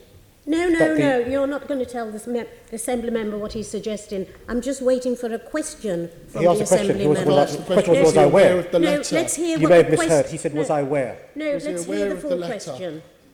Was he aware of the letter? You can answer yes or no, Mr Mayor, because I'm quite happy to read the letter out, in the sense of the question that was earlier raised. Chair, the question I was asked, was I aware? Right. And I think that someone was asking me, was I aware that the official UK National Statistics Authority said Boris Johnson's a liar? That's the question, I think. Did it say that? And he it's didn't interesting. say that. Oh, wasn't that? So, sorry, did you not? I'd like him to finish his question. Shall I read? I'll tell yes, you I'd what, like you to Mr. finish Mayor. your question. Sure, I will. I think to paraphrase Bacon, it's extraordinary if that's the case. Okay, so in fact, the letter from the UK Statistics Authority, Mr. Mayor, said to Boris Johnson, I'm surprised and disappointed that you've chosen to repeat the figure of 350 million per week in connection to the amount that might be available for extra public services when we leave the European Union. This confuses gross and net contributions. Surprise, surprise. You can see why he's leaving. It also assumes that payments currently made to the UK by the EU, including, for example, the support of agriculture and scientific research, will not be paid by the UK government when we leave. It is a clear misuse of official statistics. Is that, Mr. Mayor, dishonesty in politics? Well, I would hope the leader of the Tory group in the Assembly in 2019 would find it extraordinary that the person who is his mentor said those sorts of things and was called out and could well be our Prime Minister. And it'd be extraordinary if that was the case. And I'm hoping that his disciples here and protégés will also find it extraordinary. I do. Okay, if you finished, Assembly Member Duval, let's move to the next question in the name of Assembly Member McCartney, incoming Prime Minister. Sorry, Chair. Are the Tories fed up with honesty now? Are we moving on? No. Was that it? No, you're going to lose marks. You're doing okay so far. You're going to lose marks. Assembly Member McCartney. Thank you, Chair. I'll answer the question from Mr. Member McCartney. Incoming Prime Minister. The next Prime Minister, which there's a nice segue from honesty, I suppose. The first priority of the new Prime Minister must be to put an end to the chaos and confusion of Brexit. That means revoking Article 50 and giving the British public the final say on Brexit. This is the only way to protect jobs, growth and prosperity for the next generation. Keeping London safe is my top priority. The next Prime Minister must ensure that the police and fire services in London have the resources they need after years of unacceptable cuts.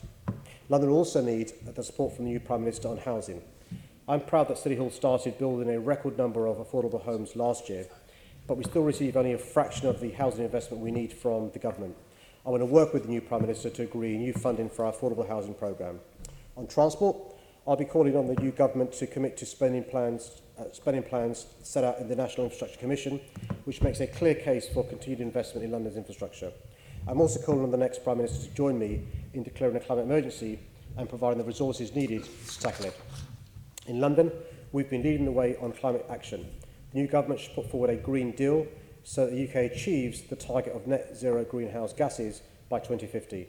Following the successful implementation of London's ultra-low emission zone this year, the new government must play its part in tackling toxic air pollution by introducing much-needed new clean air legislation and introducing a diesel scrappage scheme.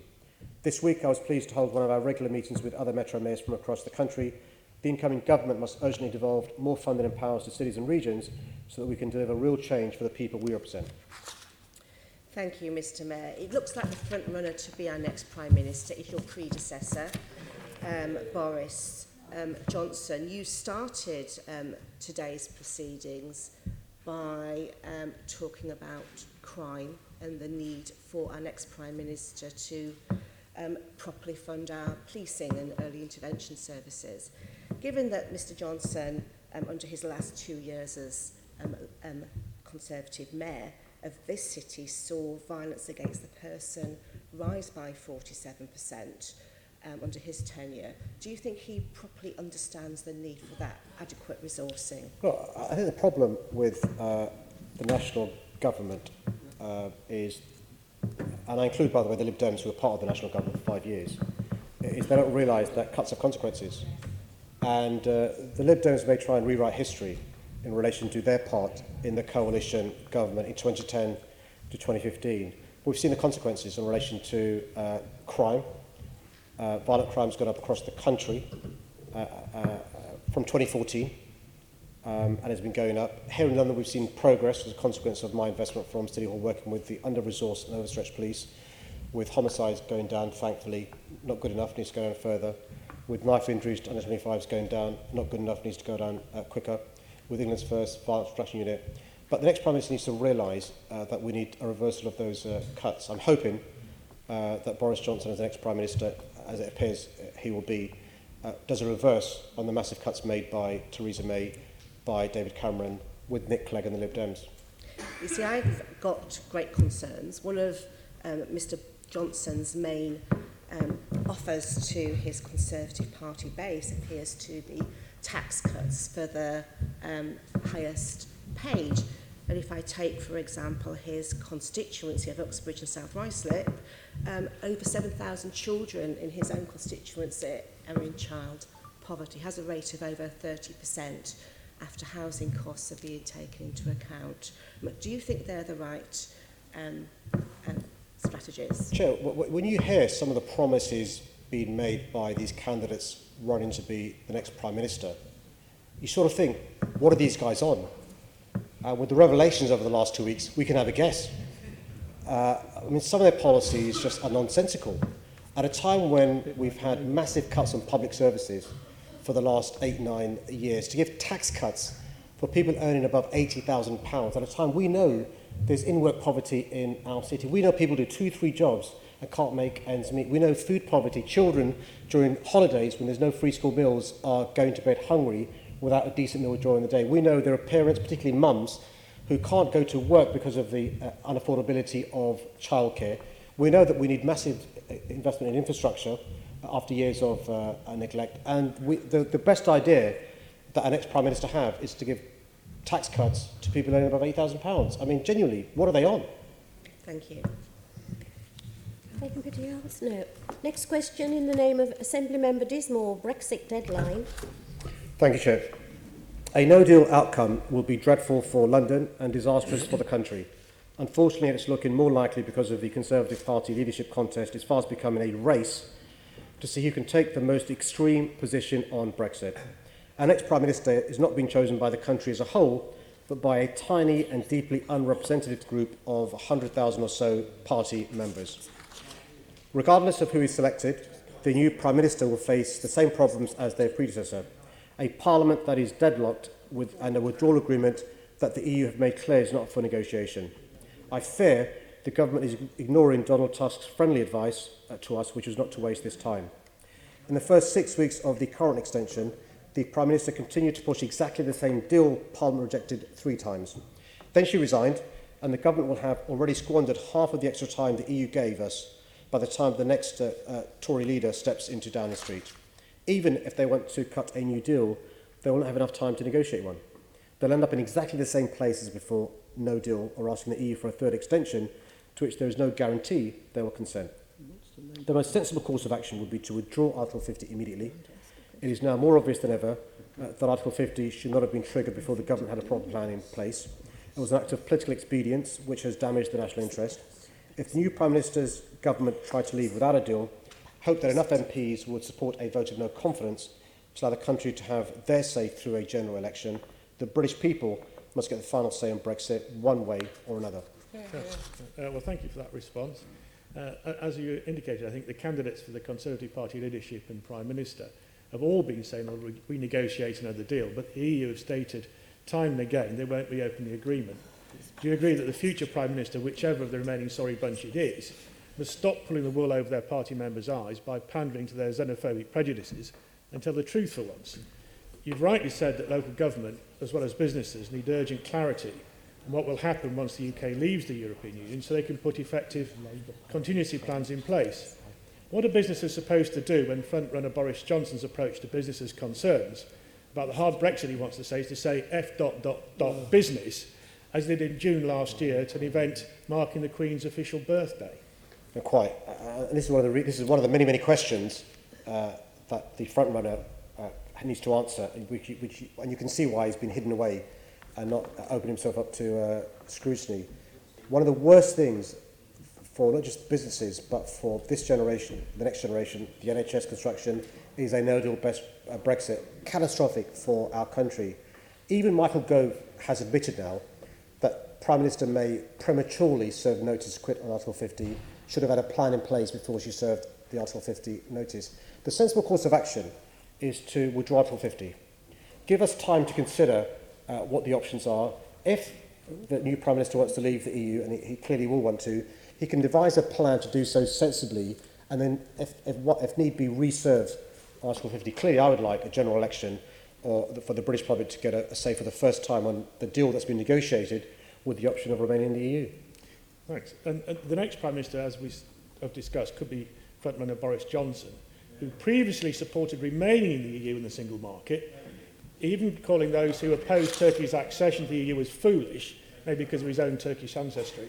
But what a switch to his careerist opportunism delivered when there was the chance to become leader of the Tory party, with his lies about Turkey, about £350 million a week for the NHS, his dismissive attitude to business. Do you agree that Londoners can't trust Boris Johnson after he abandoned their best interest to pursue his own prime ministerial ambitions above all other considerations? He said at his launch party he wanted to do to the country what he did to London. What do you think of that? Well, you can see why. No, Mr. Mayor, can you go to a specific answer about London? Let me read the question. Are Londoners at risk of seeing another no-deal panic in October, given that the government is no closer to securing a deal with the EU? That's the topic of the question. Allegedly. Well, look, I think London needs a Prime Minister who understands the needs of our city and our country, and any Prime Minister who is going to pursue a no-deal Brexit clearly doesn't understand the needs of our city or our country. Thank you. Let's move to the next question in the name of Assembly Member Bacon, and it's MD2441. Thank you, Chair. Perhaps you'll explain what that is in your answer. Thank you. I agreed for London and Partners, a promotional agency, to create a subsidiary company, London and Partners Events Limited, to run and promote future events to help continue to build and reinforce London's brand internationally. The new subsidiary company, London and Partners Events Limited, will help mitigate state aid risk by demonstrating that its activities are separate to the parent company's grant-funded activities. Applying for charitable status will also allow the company to benefit from gift aid donations. The company will also abide by the Charity Commission's transparency requirements to demonstrate to donors what they plan to do with money raised and how it will enable the charity's mission and objectives to be fulfilled. The events that will promote London to a global audience, helping us to attract leisure and business tourism, investment and talent. They'll also cement London's place as the global hub for talent and innovation. The future events by London and Partners Events Limited will create opportunities in the long term for young Londoners to develop skills, access to employment and business opportunities. These events will also create economic growth and opportunity to London and benefit as many Londoners as possible. Events are worth over £12 billion to London's economy annually, and LNP contributes £62 million in gross value added per year from business meetings and major events they help to attract and win. London and Partners promotes major sporting and cultural events held in London to build and reinforce London's brand internationally. They've also helped to create new events such as London Tech Week held last week, which is now in its 6th year and sees 200 events take place across the city, attracting 55,000 delegates over the week, with over 10% being international visitors. LNP has also been involved in the creation of successful events which have received global media coverage, including Ride London and the Lumiere Light Festival. I look forward to the future events that will continue to showcase London as a global city to live, work and do business in. Okay, thank you for that answer, Mr. Mayor. The philanthropic donors that you're anticipating, have you any concrete pledges of philanthropic donors that will be attracted by this? Chair, I'm very happy for, the answer is yes, but I'm very happy for the Assembly to receive a briefing. Some of this is commercially sensitive. If I could just explain this way.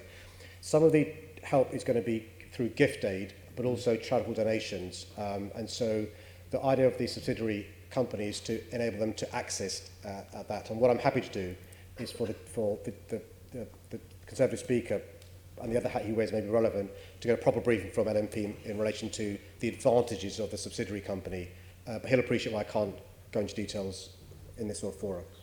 Okay, without tempting you into anything that might be commercially sensitive then, will philanthropic donors be published online? That's my intention, and also they'll abide by Charity Commission rules, and so it's important we have transparency. We know the concerns raised with other projects the previous mayor was involved in, and so it's important there is transparency. And without wishing to tempt you into giving a figure, do you have, is there an anticipated additional revenue coming into LNP as a result of this? Chair, can I thank this member for the way you asked that question? LNP do, and can I again suggest that during the briefing you have, they take you through some of these figures, including the event that's been talked about and what is hoped it will achieve. Okay, I'd like to take you up on that, Mr. Mayor. Thank you very much. Thank you. Next question, in the name of Assembly Member Twycross, support for EU Londoners. Thank you, Chair. I've made it clear that despite Brexit, over 1 million EU citizens living in London are Londoners and are welcome in our great city. The government has dragged its feet in securing the rights of EU nationals. EU Londoners are facing the biggest change in rights and immigration status for a generation. They should never have been bargaining chips in negotiations. They're our friends, neighbours and colleagues and should be treated with dignity and humanity. People need practical support to help navigate a confusing and uncertain immigration system to secure their rights to remain in the UK. As Mayor, I've been doing everything I can to ensure that all Londoners have the information and support they need to secure their rights. That's why I'm taking specific action to make sure we're reaching and supporting the most vulnerable Londoners. On 29th of March, My London is Open community advice outreach bus kicked off a 4-day tour providing advice and support to EU Londoners. My team met more than 1,000 European Londoners across 10 London boroughs. The impact on mental health and well-being was clear. People were overwhelmed, anxious about their fundamental rights of residence and needed not just advice from the EU settlement scheme, but also emotional support and reassurance. Alongside the community outreach, I opened the doors of City Hall to EU Londoners, providing access to free support from immigration lawyers and organisations that offer additional support, including registered psychotherapists. We've also developed the EU Londoners Hub, which provides information translated into 27 different European languages about support services available in the capital. This includes nearly 60 mental health service providers offering free support, as well as specialist services for groups we know may face additional barriers.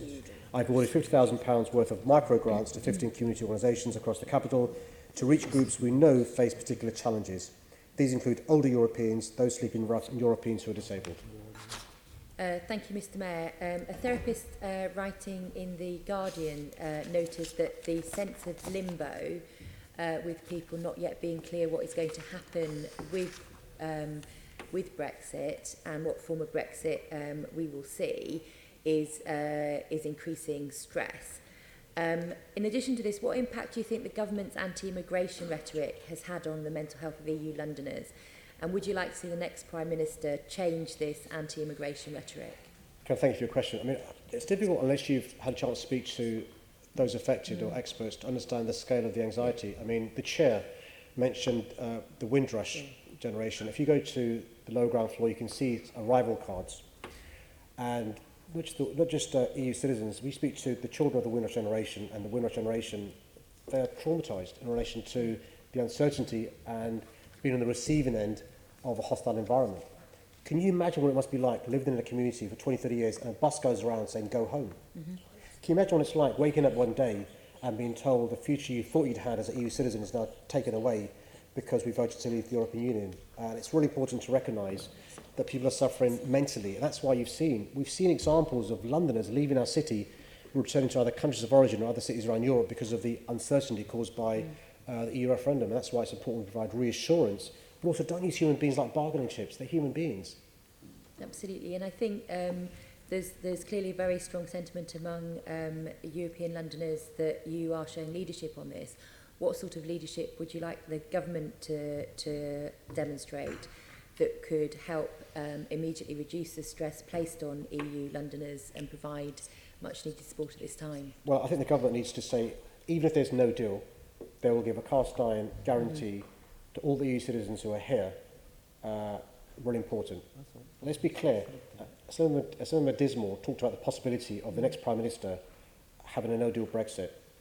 Think about if you're an EU citizen, what impact that'll have on you. And so we need the government to realise it needs to make, take real steps to address this. To give credit, there's a Conservative MP called Alberto Costa who I think gets it. Yeah. He's been trying to lobby the government to do the sensible thing. The Labour Party's been trying to lobby the government for some time. And so they could announce, the new Prime Minister could announce this, say, look, you know what, irrespective of what happens on October 31st, you guys are welcome here, you make a massive contribution, you're staying. Thank you. Thank you. Let's go on then to the next question. Assembly Member Berry. Thank you, Chair.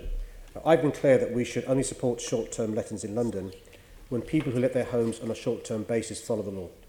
If people abide by the 90-day annual limit, then short-term lettings can make a positive contribution to our city, such as providing more options for visitors whilst helping Londoners earn a little extra money.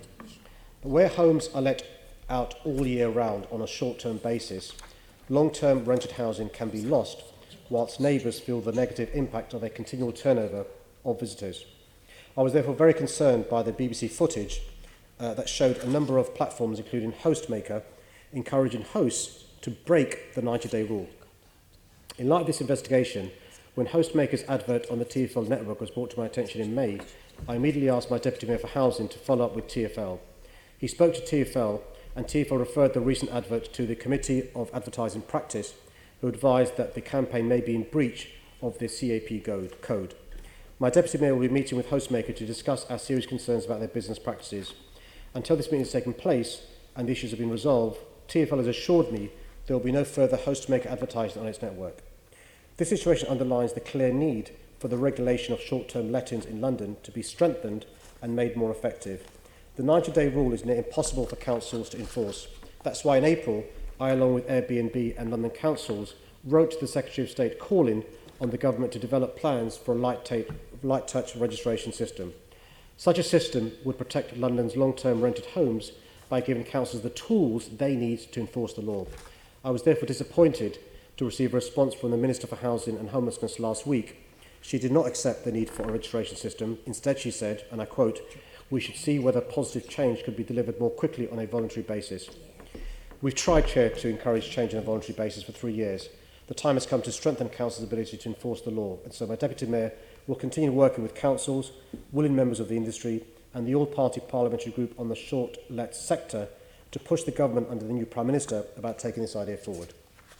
Thank you, Mr Mayor. Sticking to the topic of adverts, I'm interested you say it was brought to your attention in May, because I first asked you about this a year ago in June, then again in March this year, and I'm pleased that you finally got the point about these adverts. There's been a strong campaign from Generation Rent. You've had a letter from Assemblymember Copley on top of these questions, and this is great. But it seems to me like any kind of advert for these kinds of companies at all, not just Hostmaker, not just this particular message, would be offensive to your policies, even if it isn't being overtly offensive to tenants. So are you saying you're strongly considering taking this whole category of adverts off the TfL network? What's clear is that this particular company, Hostmaker, their adverts in the recent past were different to the adverts last year. And there's a period of time where they had no adverts at all. And these adverts are against, in my view, I'm not the expert, TfL policy. With respect, Mr Mayor, I mean, the recent ones say, my long-term tenant is terrible, I think was the phrase. But last year, the ones I first complained to you about in June were saying essentially, make 30% more money by using our platform, by kicking out your tenants. It's whatever they say, it's the concept of switching to a permanent Hostmaker type service is so what's wrong. I've not got the copies in front of me in relation to the proofs last year and this year. What I'm clear about is encouraging hosts to break the law. It's not something we can condone or allow to happen on the TfL network. And so, as I said in my answer, I've instructed TfL not to, or TfL agreed not to have any more adverts from Hostmaker.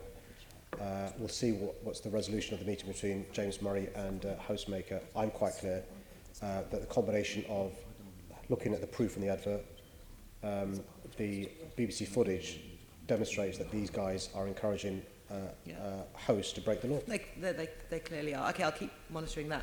I think, well, we've got a minute. This case does bring up a wider issue, I think, that we've seen repeatedly to do with advertising. We've had a series of problems with adverts that have been targeted at Londoners and then stopped after they've caused outrage or harm. We've had issues with body discrimination, the high-fat foods, where you have policy now, oppressive regimes, advertising. So shouldn't we firstly be doing something to review and strengthen the advertising policy more generally? And secondly, shouldn't we be thinking about the justification as a whole for subjecting Londoners to so many corporate messages in their daily lives? Well, listen, Chair, I should hang around with Sean more, because I'm always attacked for going too far the other way. And you'll have heard... This is my job to push it. You'll have heard Assemblymember Boff, who represents a considerable lobby, attacking me for interfering too much with the market. I think I think you're right. We've got a responsibility, as public servants, but somebody who are responsible for a massive estate. And so you'll have seen in the last 3 years we have changed radically some of the things we do on the TfL estate. Have we always got it right? No. I'm always willing to make progress and make changes that make it better. And I'm always genuinely receptive to ideas to improve it. Are you up for a proactive review of the advertising policy to try and anticipate some of these things rather than waiting for Assemblymember Berry, you're scandals? out of time. I thought it was, yeah. Yes, okay, move on. Hand over to... Assemblymember Arnold's question, which relates to preventing secondary school exclusions. Thank you, Deputy Chair. The Assembly report rightly highlighted the increase in number of students being excluded and the correlation with a lack of early intervention and specialist support for students with complex needs. In March, I called on the Prime Minister to reverse the damaging cuts to early intervention services and give schools the resources they need to deliver effective interventions and support those at risk of exclusion. Teams in City Hall, including the Violence Reduction Unit, continue to work closely with schools, councils, health, police and community organisations to identify the challenges they're facing. The next steps include running a series of consultation and practice sharing events. We'll be using this to help shape how better local collaboration could work in practice and to capture good examples of the evidence-informed programmes that we know exist. We also want to draw on effective models outside of London, such as Glasgow. This work will inform our response to the recent Timpson review, which reported last month. I was pleased to see the role of local authorities in exclusions and the importance of alternative provision highlighted in the review. We're also supporting children at risk of exclusion through my £45 million Young Londoners Fund. Last year I invested £20.5 million of this in over 170 projects that will reach 63,000 young people. The fund is supportive of a number of alternative providers such as a WAC Arts College's Stay Safe project, which offers educational and positive activities to young people, and through Team London, Head Start Action, which gives young Londoners aged 14 to 18 living in disadvantaged areas access to opportunities, helping them to take part in employability and careers workshops with corporate partners and to secure work experience. European Social Fund programme will invest £8 million to support young people at risk of leaving school or college, and a further £3 million of ESF money will fund a project to support young people who are vulnerable to involvement in gangs. We're doing all we can from City Hall. However, I do remain concerned by the government's response, which fails to adequately reflect the recommendations from their own review. Thank you so much. And I'm sure, like me, you're following the promises that have been made, and this matter has been discussed by a number of the candidates. So it'd be interesting to see at the end of the day whether or not we can take this forward with government. Thank you. Assembly Member Hall, question on collaboration.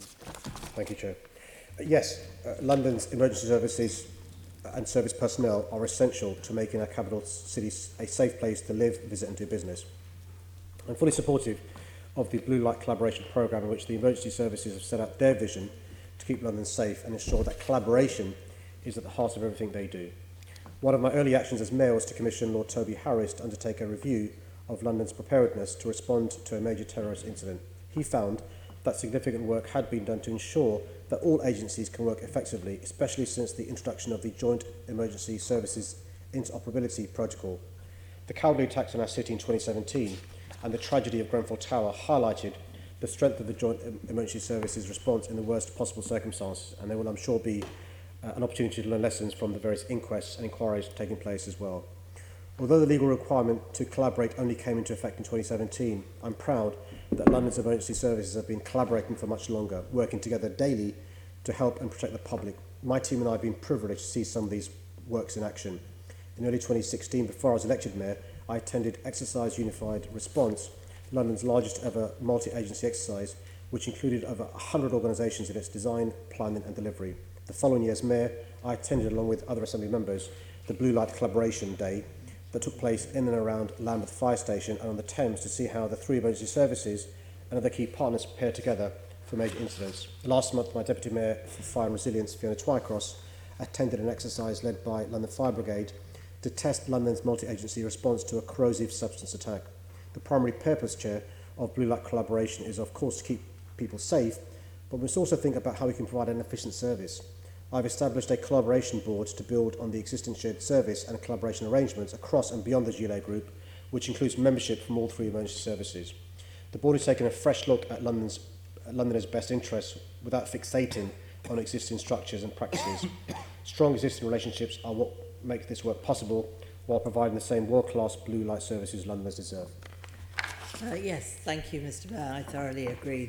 The services work very hard together, and we should be very proud of all of our blue light services. Do you agree with me that the project in Stratford Fire Station, where there's a room, is used for the area bike paramedic team, is a prime example of blue light collaboration?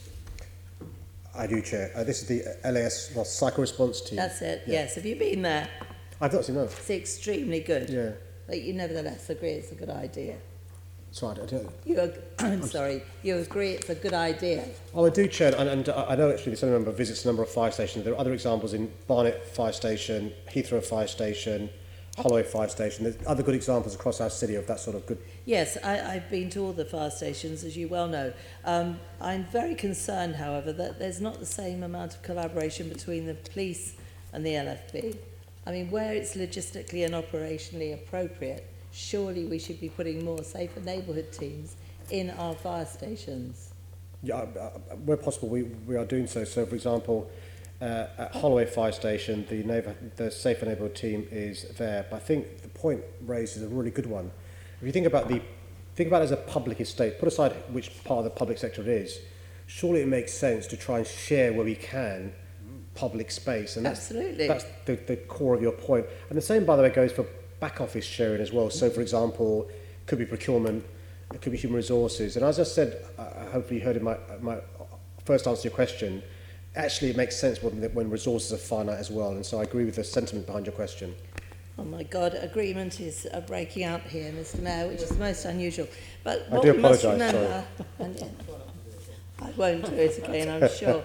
There's 102 fire stations out there. So really, we haven't done well enough, have we? Because I'm glad you agree. If you agree, 3 years in, why aren't we doing more of it?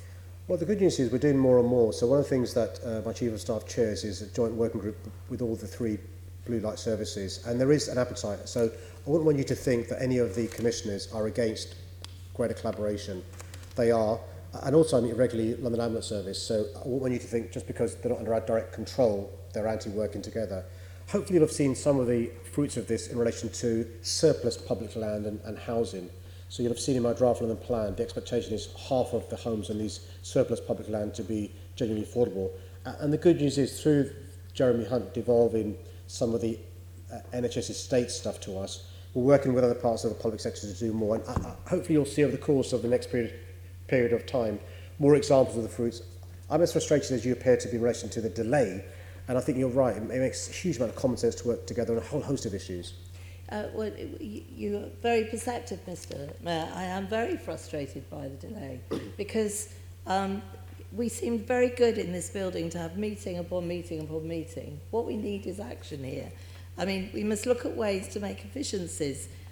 This is a prime example of saving money and improving service, and therefore we should be doing far more. Do you not agree with that?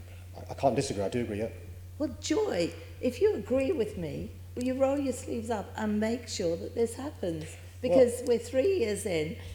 One of your manifesto pledges, and I'll quote you here, as Mayor, keeping you, your family and your community safe will be my top priority. That's not going very well at the moment. Yeah. You go on to say that real neighbourhood policing is the top priority. 100% agree with that. A visible local presence. If they're local, they can be our eyes and our ears for our security services. 100% agree. So let's get the police officers where they need to be. And very often that is in the local fire station. Will you commit to looking at it and getting this sorted out far quicker than you're doing at the moment? Well, Chair, firstly, can I say I welcome the fact that the Tories agree with the Labour Mayor. That's really good news. We'll have some progress there. Make the most of it, Mr. Mayor. Make the most of it. The problem I had, Chair, was the mess I inherited. But had there been progress made before I became Mayor in this greater collaboration, had there been progress made in trying to work together collegiately with the London Fire Brigade rather than making massive cuts on their stations, on their engines, on the firefighters, had there been greater work being done before I became Mayor on the fire service, the ambulance service, and the police working together, I could have taken over something and run with it. As it is, though, Chair, I inherited a mess. And so the first period has been spent trying to win back the trust and confidence of the police service, the fire service, the London Ambulance Service, and to get people to work together and trust each other. I hope we'll see more progress going forward. And some of that will be front office that people can see, like neighbourhood teams in fire stations like Holloway Fire Station. Some of it will be back office the public may not see, but leads to money's being saved on procurement and other issues as well. And so I'm hoping that there will be more progress made, but the more progress will be made quicker if the Tories agree with the Labour Mayor more than they currently do.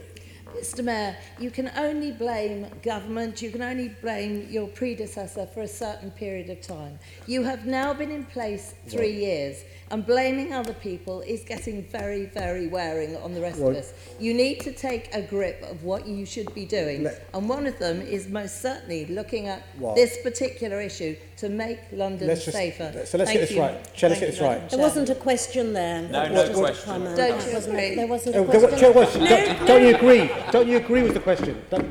Chair, no. Those children are watching. No. Those children from yesterday are watching you, and they're marking you. You want a good mark.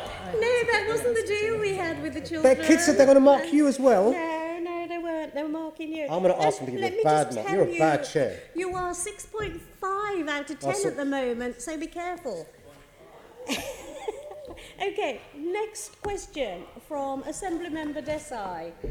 Okay, sorry, Chair. 6.5. I mean, 7 I get, 6 I get. Oh, sorry. No, I'm at 5 out of 10. Okay, So, okay. Assembly Member O'Connell. Thank you. Your next one.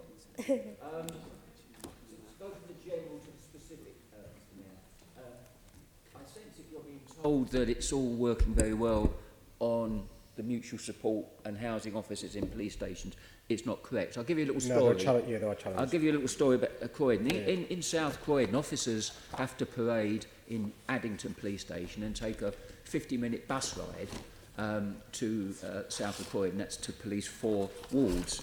3 years ago, we had a new fire station open, Purley Fire Station. Much excitement and happiness about that, although it's been flagged up for 6 years now. And I remember asking the question of the previous mayor 6 years ago. And even that far back, it was talked about those officers parading in the fire station, which made loads of sense. At that time, there was a pushback from the Met Police because of technology. That's moved on.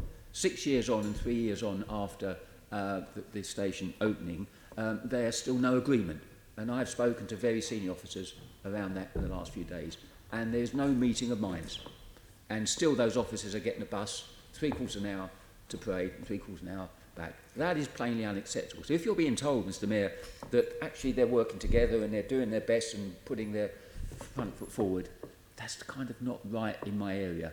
I'd like you personally to take an interest in that particular issue. Chair, I mean, there are challenges. What I say is that we're making progress in relation to going forward. Let me give you an example of some challenges. The perception that the public has of the fire service is different from the perception they have of the police service for reasons we can understand. No. You can understand why, if you're the fire service, you want to have the ability to go into communities who may not be as, where the police, for reasons we can go into, may not be as welcome as the fire service are. And you can understand why the fire service want to keep their operational independence from the police service and are concerned about the impact on their ability to help communities by being linked with the police service. Not criticism of the police service, it's the reality of the perception there exists.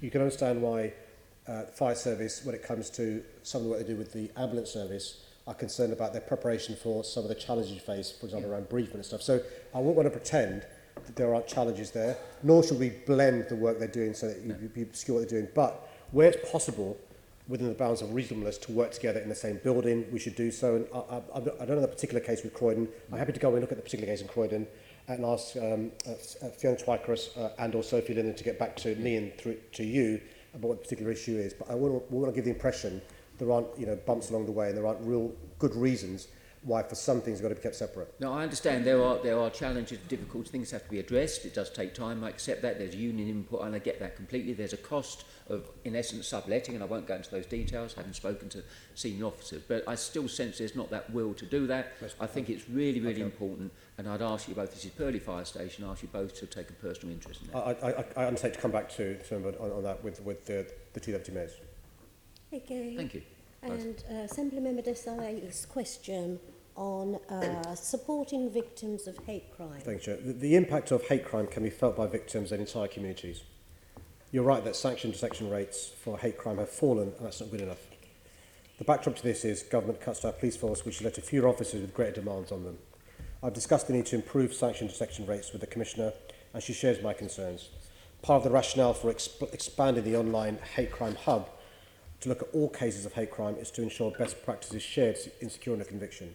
We know that some victims don't want a criminal justice outcome. Rather, they want the behaviour to stop and to be able to access support. That's why we've invested heavily in increasing the support for all victims. This year alone, I'll be investing a record £20 million in victim services and will have spent over £6 million on services for victims of hate crime by the end of this term. The main support comes from either the London Victim and Witness Service or the Catch Consortia of specialist hate crime victim advocates. Those supports are allocated a support worker who is able to provide both practical and emotional support to victims and advocates for victims throughout the criminal justice process and beyond. All victims of hate crime deserve to get the support they need, whether they're progressing through the criminal justice system or not. But there can be no sense that perpetrators are getting away with their crimes. That's why continuing to enhance support while striving to raise sanction detection rates are both important areas of work. Thank you, Mr. Mayor. Mr. Mayor, in March 2019, you took the decision to endorse the all-party parliamentary group on British Muslims' definition of Islamophobia. The London Assembly recently unanimously passed a motion in support of this. The motion was proposed by Assembly Member Navin Shah and seconded by myself. I'm particularly proud of that, given our backgrounds, because the fight against Islamophobia, anti-Semitism, hate, bigotry of any type is a fight for all good, progressive, right-thinking people. So I would urge the government to adopt the definition to show their commitment to tackling hate crime and the growth of far right-wing extremism. What message do you think this would send to British Muslims or London Muslims if the government did adopt this definition? Well, you've been fighting this good fight since the 1980s. That's when we first met. I think one of the things that concerns me is the idea that communities have got no understanding of what they face. So we accept rightly that the Jewish community should be an integral part in defining what it means to be anti-Semitic. We accept that the LGBT plus community should be an integral part in defining what it means to be homophobic. Yet we say Muslims can't have a say in the definition of what Islamophobia is. And the all-party parliamentary group spent such a long time taking evidence and coming up with a definition rejected by the Conservative Party and this government, accepted by nearly everyone else. And I think it's a big issue in relation to what the next Prime Minister, what message he wants to send about whether the Conservative Party really understands the concerns of British Muslims.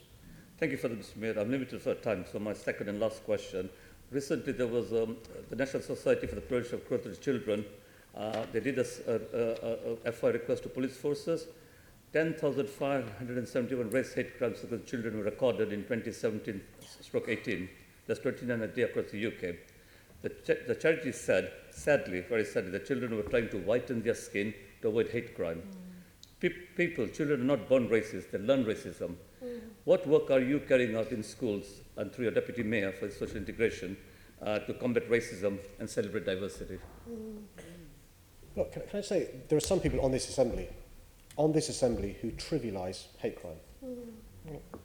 There are children trying to whiten their skins.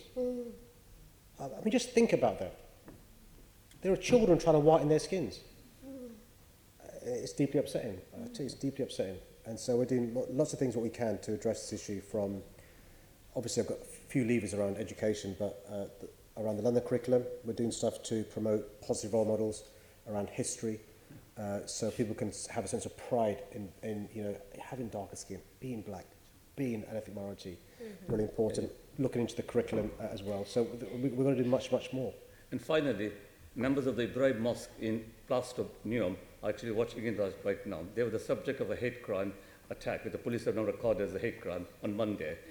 What message can you send out to them? Look, you're Londoners, and it's really important that we stand shoulder to shoulder with you. We feel the ripples of fear that you feel. We feel the ripples of crime targeted towards you for no other reason but because the faith you follow, your perceived Muslimness, which is part of the definition that's been rejected by the Tories in the government. And they're fantastic at doing great community cohesion work. Thank you, Mr. Mayor. I'll make sure the message gets emphasised again. Assembly Member Twycross. Thank you. There's been a rise in hate crimes, as has already been noted, since the EU referendum, and there's been particularly bad spikes in the aftermath of some of the major events we've seen in our city, such as the London Bridge terror attack in 2017.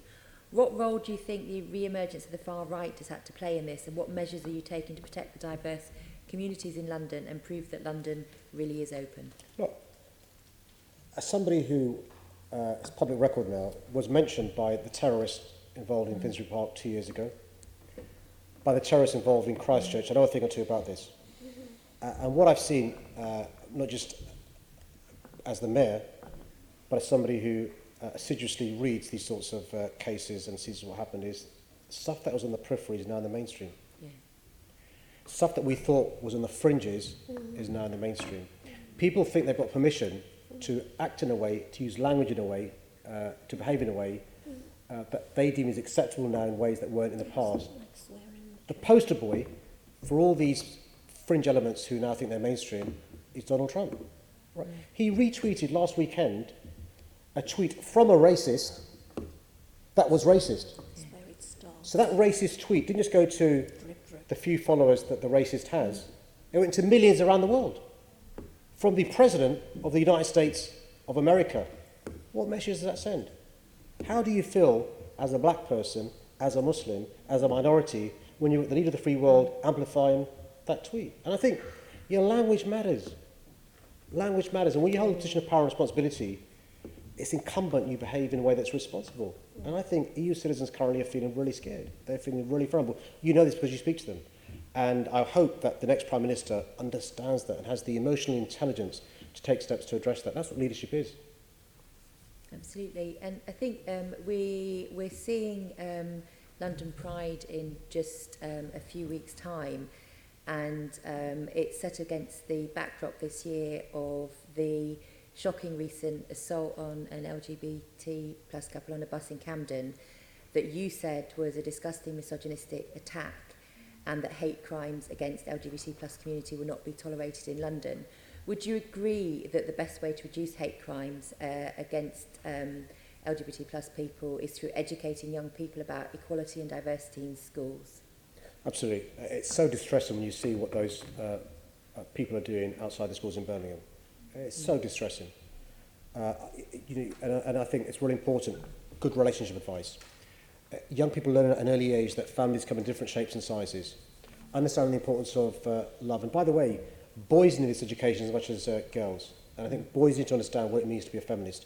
Boys need to understand what it means to respect families as well as girls. And I think, teaching at schools, about the importance of relationship advice, about healthy families is really, really important. And, I hope that the arc of progress continues to go forward and accelerates rather than going backwards, which is my fear. Okay, thank you very much. Assembly Member Whittle, his question is on knife crime. Thank you, Chair.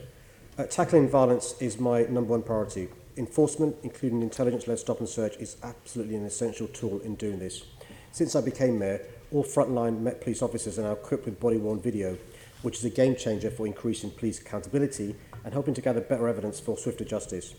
But I don't accept that by itself, stop and search is the most effective means of addressing knife crime. Enforcement by itself will never solve knife crime. We also need to focus on prevention. That's why I created the Violence Reduction Unit, which uses a public health approach to tackle the causes of violence. I've also invested £45 million in the Young Londoners Fund, ensuring there's a wide range of activities for young people to help them be diverted away from crime. And my Knife Crime Community Seed Fund has supported 44 grassroots community groups involved in protecting young people and ridding our communities of violence. I've always supported intelligence-led stop and search. It's a vital tool for the police, and I support its use when it's fair and proportionate. Having listened to Londoners, young people and communities, I'm absolutely clear that it must be carried out with respect, based on real intelligence, and of course, police officers must feel confident using their powers where appropriate. Since the City Hall-funded Violent Crime Task Force was launched in April last year, the command has carried out 8,452 weapon sweeps, recovered over 1,800 offensive weapons, including knives and guns, and arrested 4,937 suspects. Over the same period, wider activity targeting violence has seen 47,000 weapon sweeps, which have recovered 5,500 weapons. Tackling violence is a complex matter, and stop and search is just one part of our response. We must never be complacent, but our efforts are showing some success already, with the number of victims of knife crime aged under 25 down by 20% over the last year, and homicides down by 30%. Thank you, Mr. Mayor. I mean, I think we'd all agree we would like to live in a world without stop and search. I think everyone would agree on that, but there's no question about it. My question is based on the statistic that there's been a 20% drop in injuries to young people under 25 since stop and search has been increased. So it works. You mentioned there the public health way they do it in Scotland. Stop and search was a crucial part, actually, of that. And in fact, stop and search increased when that policy was rolled out in Scotland. When the Scottish Parliament then legislated to stop and search or reduce it or make it harder, then knife crime started to go up. It's a fact of life. It does work. What I would say to you, Mr. Mayor, is that when you were standing for Mayor, I remember you said you would do everything in your power to stop and search. That sent out a kind of message, right? And I think these things take quite a while to kind of trickle down. People might have thought, well, it's much easier. What I'm asking you, therefore, is can you not get completely vocally behind the increase in stop and search? Because although we know it's happened, I haven't heard that much from you. Can you do that? And also, can you resist as well possibly some disruption that might come, like we saw possibly in Westfield last week, where there was a disturbance which might have been brought about by the use of stop and search? This is what I'm asking you to do, to show leadership, because the fact is people feel that there is a void. Chair, there's a number of questions I've been asked. Let me try and deal with each one of them. I'll try and be quick. So give you I time. have little time, so... So you're out of time? That's why I'm asking them anyway. So I've seen no evidence that stop and search is the sole reason why crime goes down, number one. Number two... I didn't say that. Well, you did. No. It's part of a package of measures which need to be taken to address the issue of crime. Enforcement is very important. Mr. Mayor, it's been drastically increased in London, and we have seen, therefore, a 20% drop in knife injuries to young people under 25. The Home Office, under a Conservative and Lib Dem government, carried out research. The last time there was industrial indiscriminate use of stop and search at the levels we saw in previous years, which showed no link between industrial scale stop and search and a reduction in crime. Point number one. Point number two, the reduction of industrial scale stop and search began when Boris Johnson was the mayor and Theresa May was the Prime Minister, and I support them in relation to not using industrial scale indiscriminate stop and search. There was an 80% reduction when Boris Johnson was the mayor and Theresa May was Prime Minister. What I do support is the importance of stop and search being used in an intelligence-led manner. Yes, but everyone agrees with that, Mr. Mayor. I don't think you'll find anyone disagreeing with intelligence-led stop and search as opposed to maybe what went on before. Well, I think you will. You should listen to Boris Johnson. But the fact is, if you say there is no link between industrial stop and search and a decrease, why in that case has there been a huge increase in Section 60s? Quite rightly. Let me explain. So the most common use of Section 60 is after a knife attack in an area, often where the police are worried about tit-for-tat reprisals. Yes. And what we've seen in London is a very good use of Section 60 to make sure that we don't have an escalation of knife crime in particular areas. And if you analyse where the Section 60 searches are taking place, they're in areas where the police know there are high incidents of violent crime taking place, and it's been used in a tactical and strategic manner. So what you're seeing with the police now is using both the PACE stop and search, but also the Section 60 stop and search in a good manner. But the context is we've got 3,500 fewer police officers, so not unreasonably there are less stop and searches. Yeah, okay. You're out of time. Assemblymember Echeloni, no doubt, is going to expand on that. On the stop and search, Mr. Mayor, which sometimes is a contentious issue, especially in the two boroughs that I represent, where a disproportionate amount of young black men are stopped and searched inappropriately. But we know that stop and search, intelligence-led, does work. I've got a group of students from St Michael's sixth form in Bermondsey, big issue for them around knife crime. And can you actually talk about some of the other initiatives to help reduce knife crime, about actually getting our young people engaged in positive activities from a younger age? Absolutely. Can I say, on stop and search, though, it's really important to understand the reason why the public are important. If I stop and search you today unlawfully or in a manner that's not courteous, how can I expect tomorrow you to come forward with intelligence to help me fight crime? That's why it's going to be done properly. The body-worn video is the game changer. So that's part of the measures we're taking. Other measures we're taking is police officers going into schools, being school support officers, having good relations with young people, diverting young people away from activities that are antisocial. So, for example, over the last 9 years, the Conservative and Lib Dem government were responsible for massive cuts in councils, which led to dozens and dozens of youth clubs closing down, thousands of young people having nowhere constructive to go to, dozens and dozens of youth workers being out of job. We're reversing some of that with the Young Londoners Fund. By itself, it's not enough to fill the massive hole left behind. You'll have seen education maintenance allowance being gone, so 16-year-olds, 17-year-olds have no incentive or help to get to FE colleges. We're also investing in mental health. So we've got to give young people constructive things to do, deal with not just the enforcement, really important, but also the root causes of violent crime as well, deep societal problems, inequality, alienation, lack of opportunities, really important. Thank you, Mr. Mayor. Okay.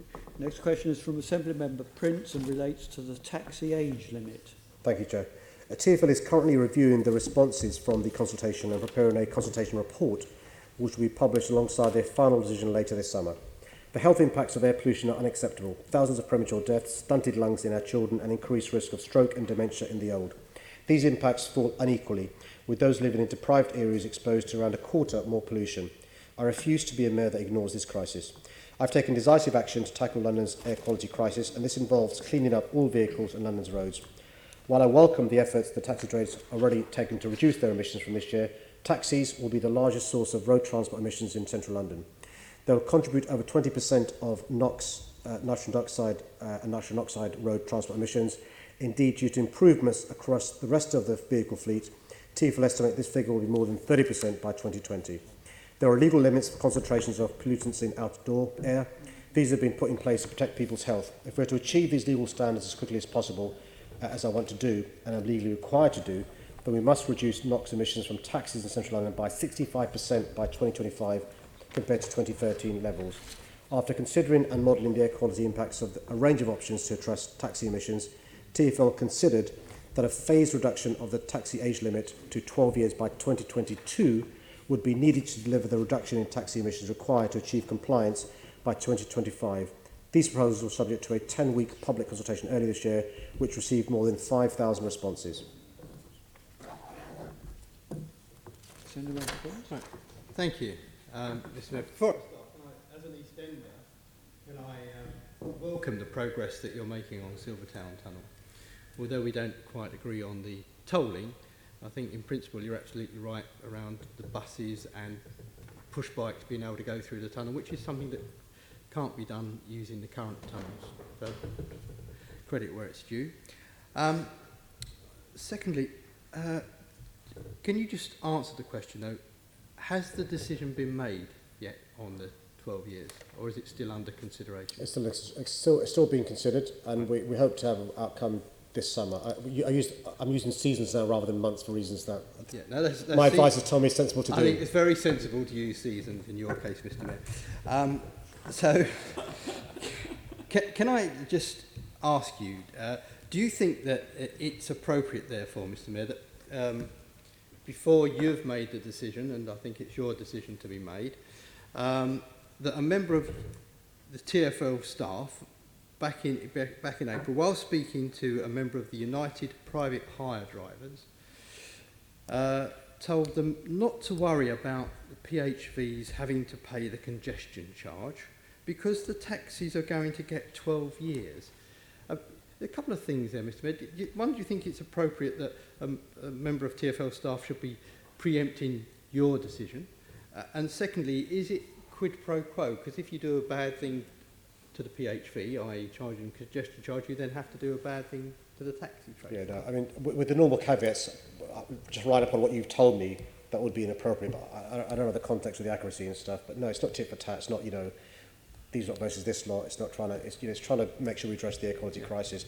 The congestion charge in relation to PHVs is more congestion than air quality, but there's a clear link.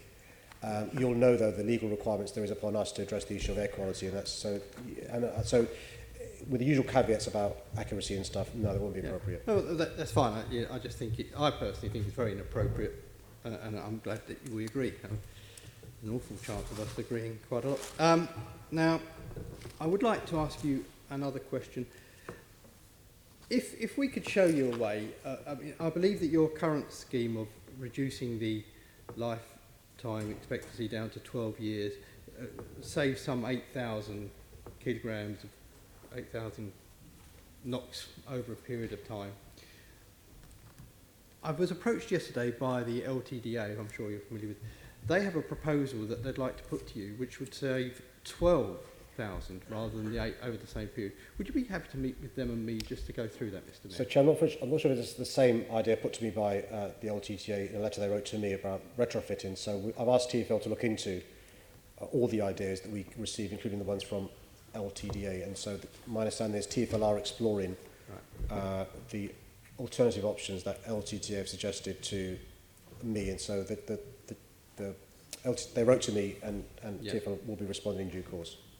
The question there, Mr. Mayor, is that, and I don't often ask this of you, and hopefully we never waste our time when we do, because it is so important, because there are a lot of financial implications around reducing the lifespan down to 12 years.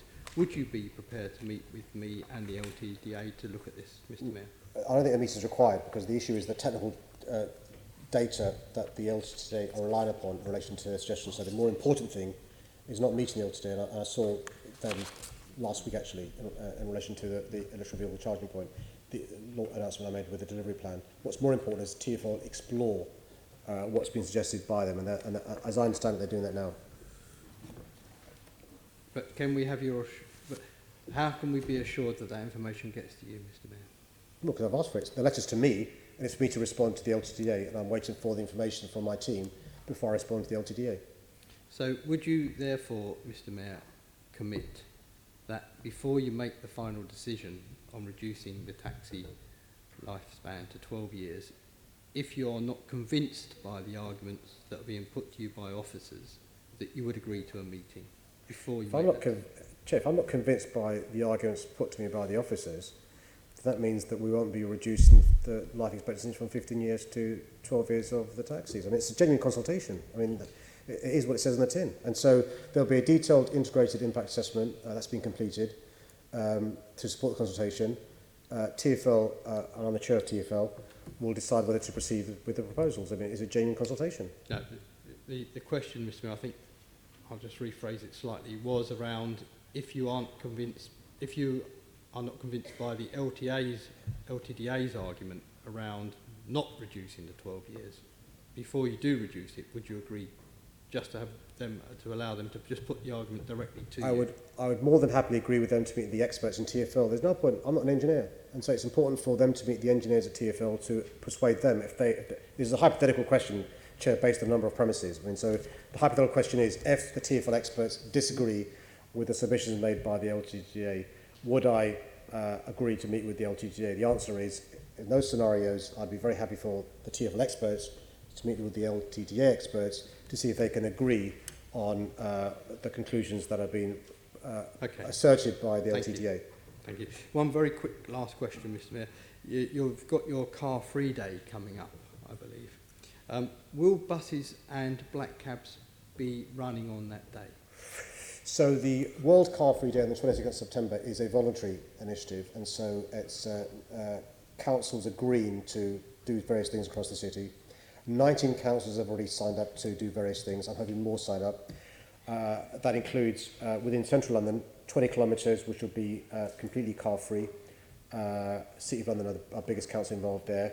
There'll be play streets across various boroughs in London where side roads essentially be closed off and children and other families will be playing on those streets. In some streets, that will mean no taxis, no cars, no buses, actually very few streets across London. What I'm hoping is that we can demonstrate that actually it's possible to have a day when there's less reliance on cars in parts of London, but it's not the whole of London. And it's a voluntary initiative with councils working with us. Would you be kind enough to supply the information as to where the buses and the taxis will or will not be going? It's always evolving, so we can. What I'm happy to do is provide you with information as to what has been agreed so far. But I'm hoping more councils sign up. So it's 19. It was 16 last week. It's 19 this week. There could be more by 22nd of September. Thank you. Thank you. Thank you very much. Would the Assembly please agree to... I'm sorry, somebody interrupting? Will the Assembly please agree to suspend standing orders so that we can allow the remaining business on the agenda to be completed? Thank you very much. Next question is in the name of Assembly Member Shah. Thank you, Chair. It's clear that London needs new infrastructure to support its growing population and expanding economy. We can't provide the affordable homes Londoners need without considerable infrastructure investment. I have limited fiscal powers, and while I continue to lobby for more, this investment requires government support. The uncertainty from the leadership election taking place now and from Brexit is putting this in jeopardy. With the CSR on ice, it's unclear when the investment London needs will be forthcoming. This means important schemes like the Piccadilly Line upgrade, Crossrail 2 and the Bakerloo Line extension are now uncertain. This could have a devastating impact on the delivery of homes and jobs in the capital. However, there is some cause for optimism. My strategies align entirely with the National Infrastructure Commission's National Infrastructure Assessment published in July 2018. The Commission has shown that both London and the rest of the country's infrastructure can be supported within the fiscal envelope of 1.2% of GDP set by the Treasury. The assessment reiterates the point that infrastructure is not a zero-sum game between London and the rest of the UK. The Commission and I both support HS2, which is expected to provide real benefits for Londoners, including unlocking opportunities for homes and jobs at Old Oak and Park Royal. I'm concerned about the government delay on HS2, which could put the development of areas at serious risk. Thank you, Mr. Mayor. Will you recommend the new Prime Minister, who is likely to be the one who actually set up the MDC for Old Oak Common and Park Royal, that he continues with the HS2 project, which is at risk? Yeah, I mean, I'd be recommending to the new Prime Minister to continue with HS2, and if it is Boris Johnson, he knows a lot about this, and so I'd be hoping that it'd be an easier sell to him than other candidates could be the PM. Yeah, I see, because the concerns have been very, very widely been debated that the projected estimate could go as far as 100 billion. And there's even talk about not only scrapping this, but investing into HS3 for the northern parts. Given that situation, I mean, is this something that you will be actively doing as soon as the PM is in place? Yeah, I mean, we've got a whole list of things I'd want to discuss with Sure. the Prime Minister, but infrastructure investment in London is top of that list. And it's, the important thing is this: the National Infrastructure Commission agrees that investment in infrastructure in London benefits the entire country.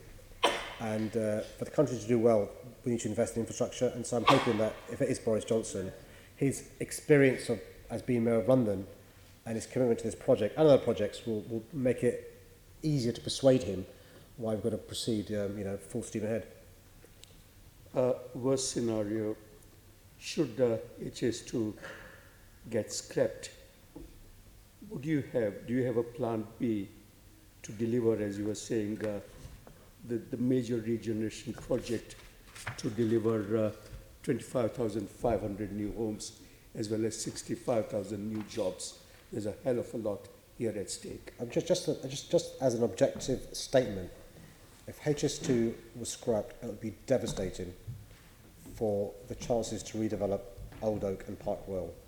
In addition to the homes you mentioned, 25,500, more than 65,000 jobs over the next 20, 30 years. So it'd be devastating for that part of London. And that's one of the criticisms experts have of our country. There's always stop, start, stop, start, stop, start. What we need is political leaders to be brave and agree to things that, even though they won't bear fruit until after they've left office, to commit to those. And I'm hoping that if it is Boris Johnson, he understands this. You also mentioned Crossrail 2. Again, that is also under a risk, as we all know. Should the government refuse to support Crossrail 2 in terms of their financial investment, do you think that London can afford to build it ourselves? It's a really good question. Very good question. So at the moment, we're very little fiscal devolution, so we're limited to what we can do. So if the government wasn't to give us the support we've asked for in relation to Crossrail 2, and wasn't to devolve more powers over fiscal devolution, very difficult. If the government was to devolve more powers to London, but also to other parts of the country, I met the Metro mayors this week, and all of them could do with more powers and more resources. If the government was to give us more devolution, we could find other ways of trying to pay for the infrastructure. We're using one model for the Silvertown Tunnel, which is possible because of user charging.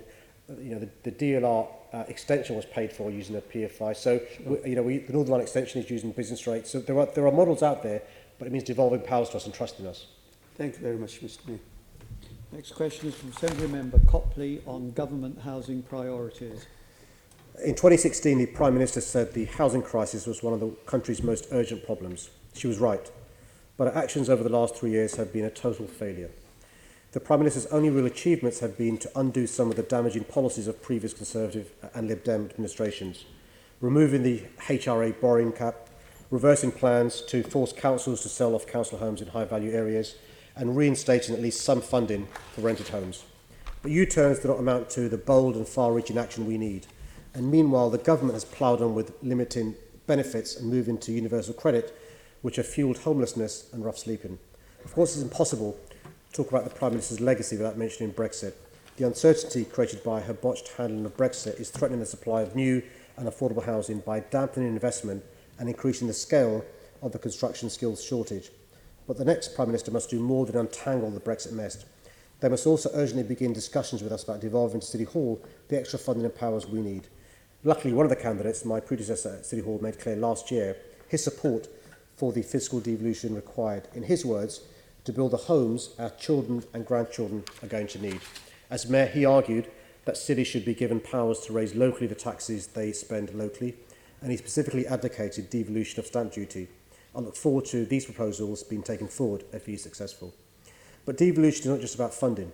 Devolution must include strong new powers for City Hall and councils to assemble land for new affordable housing, to build far more ourselves and to overhaul the private rented sector and to make it fit for purpose.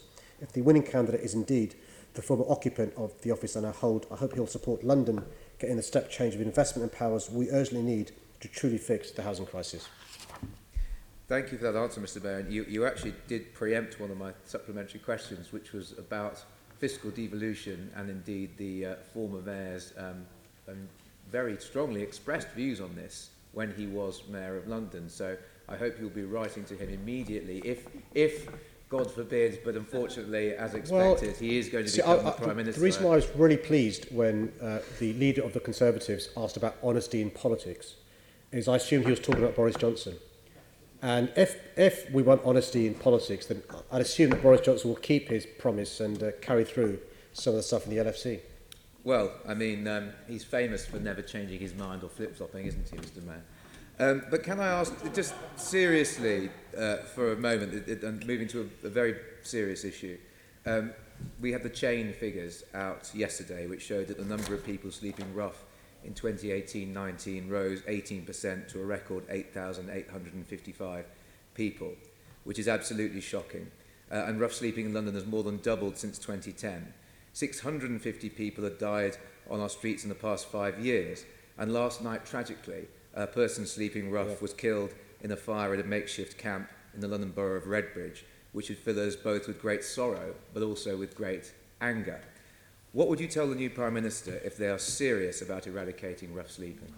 Do you know, we're doing in London a huge amount to do with the causes of the housing crisis, and so we've doubled the amount of money we spend on rough sleeping since I first became mayor. We've doubled the size of our outreach team. We're helping more people now than ever before.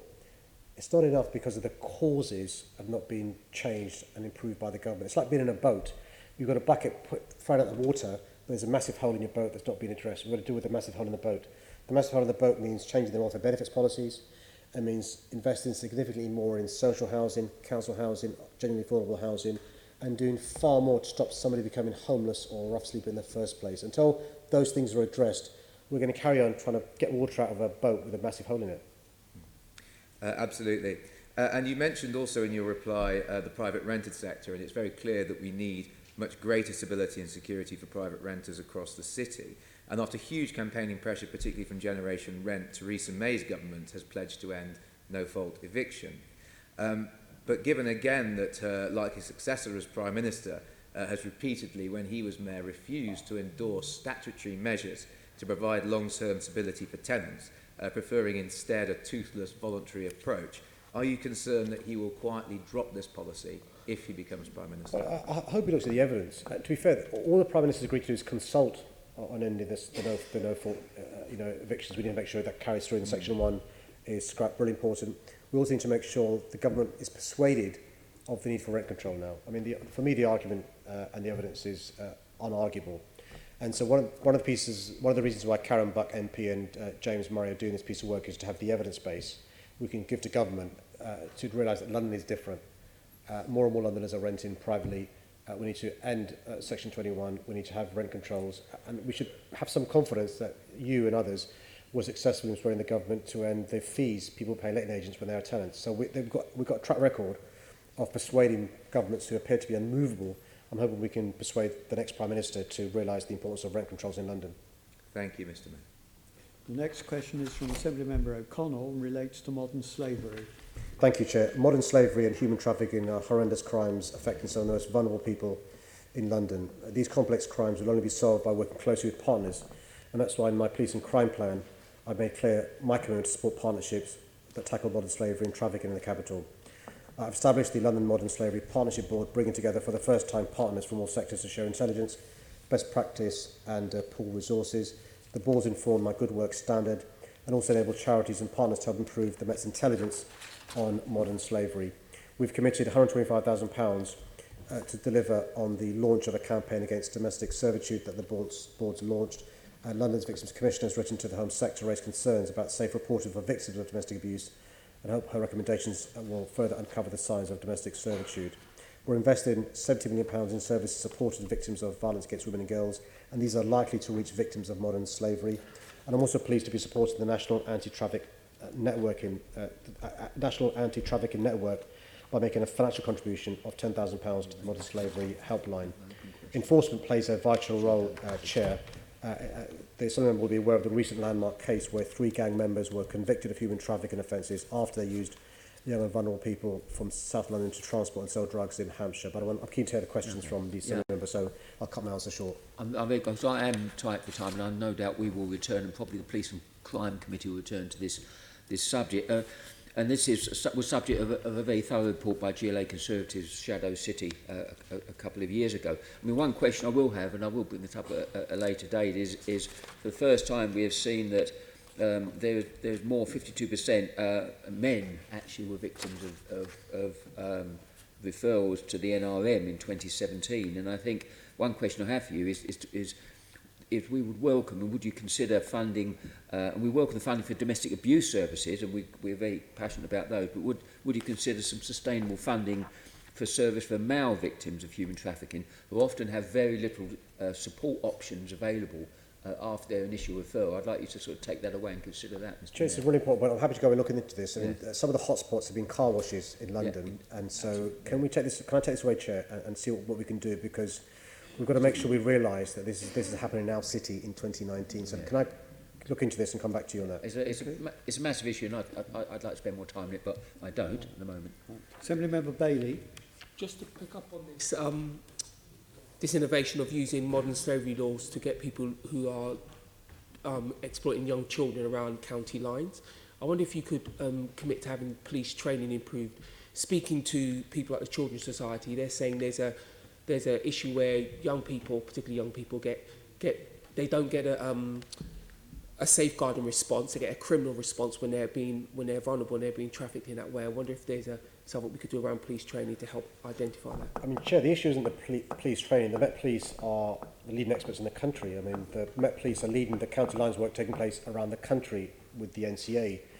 The issue is making sure that other parts of the public sector are involved. So, for example, making sure that social services, education, housing, the yachts understand what we're talking about in relation to vulnerable young Londoners. So, for example, a young Londoner who finds him or herself in other parts of the country receives the support they need in relation to getting the assistance to get out of modern slavery, not rehousing them in areas where they could be prone to being targeted by the previous people running the criminal gang. So the Met Police Service is leading the work on the NCA, and I'm more than happy to pass on the need for others in the public sector to be trained. One of the reasons why the Home Secretary was looking into a public duty was his concern about whether other parts of the public sector understood the links between criminal gangs, violent crime, and this issue of we're talking about.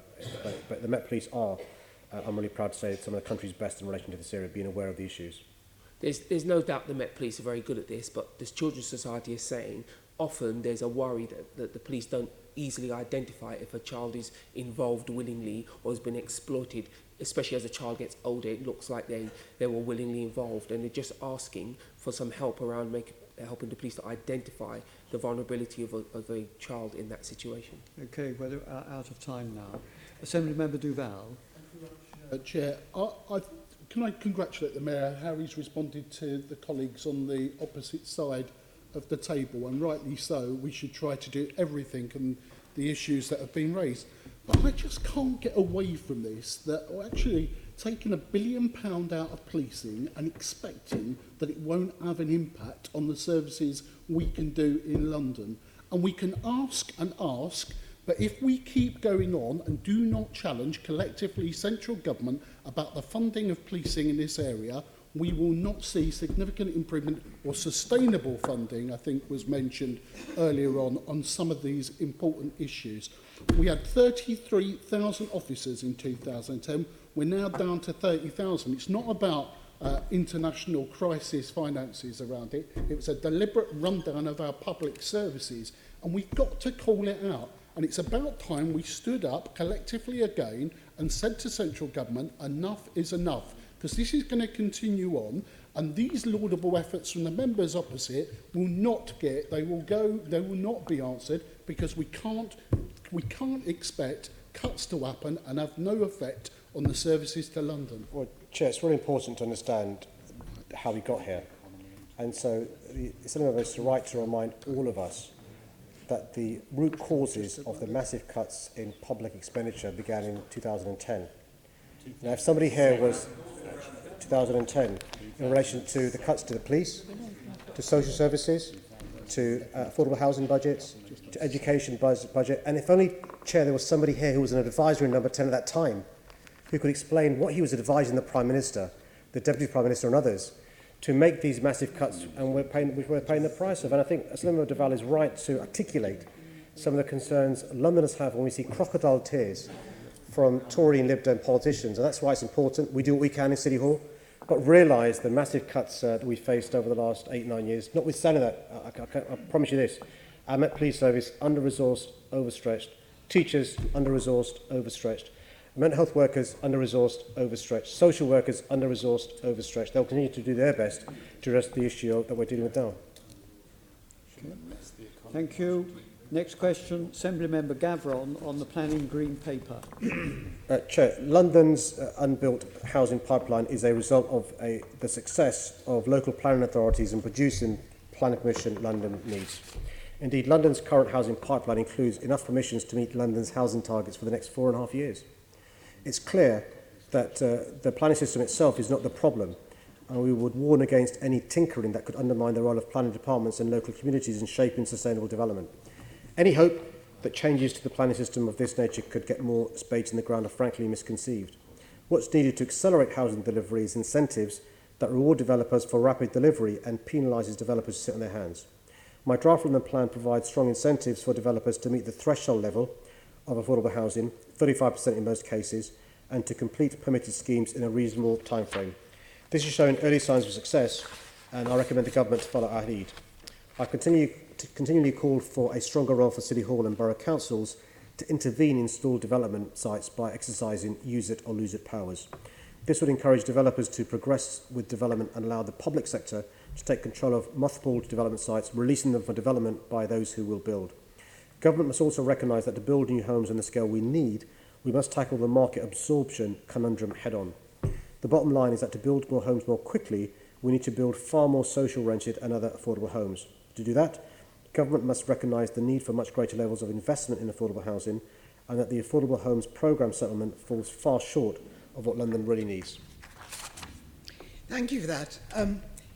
I think the framing of the green paper that you're referring to, it's called accelerated planning, and I think it's sort of kind of it's the wrong kind of framing.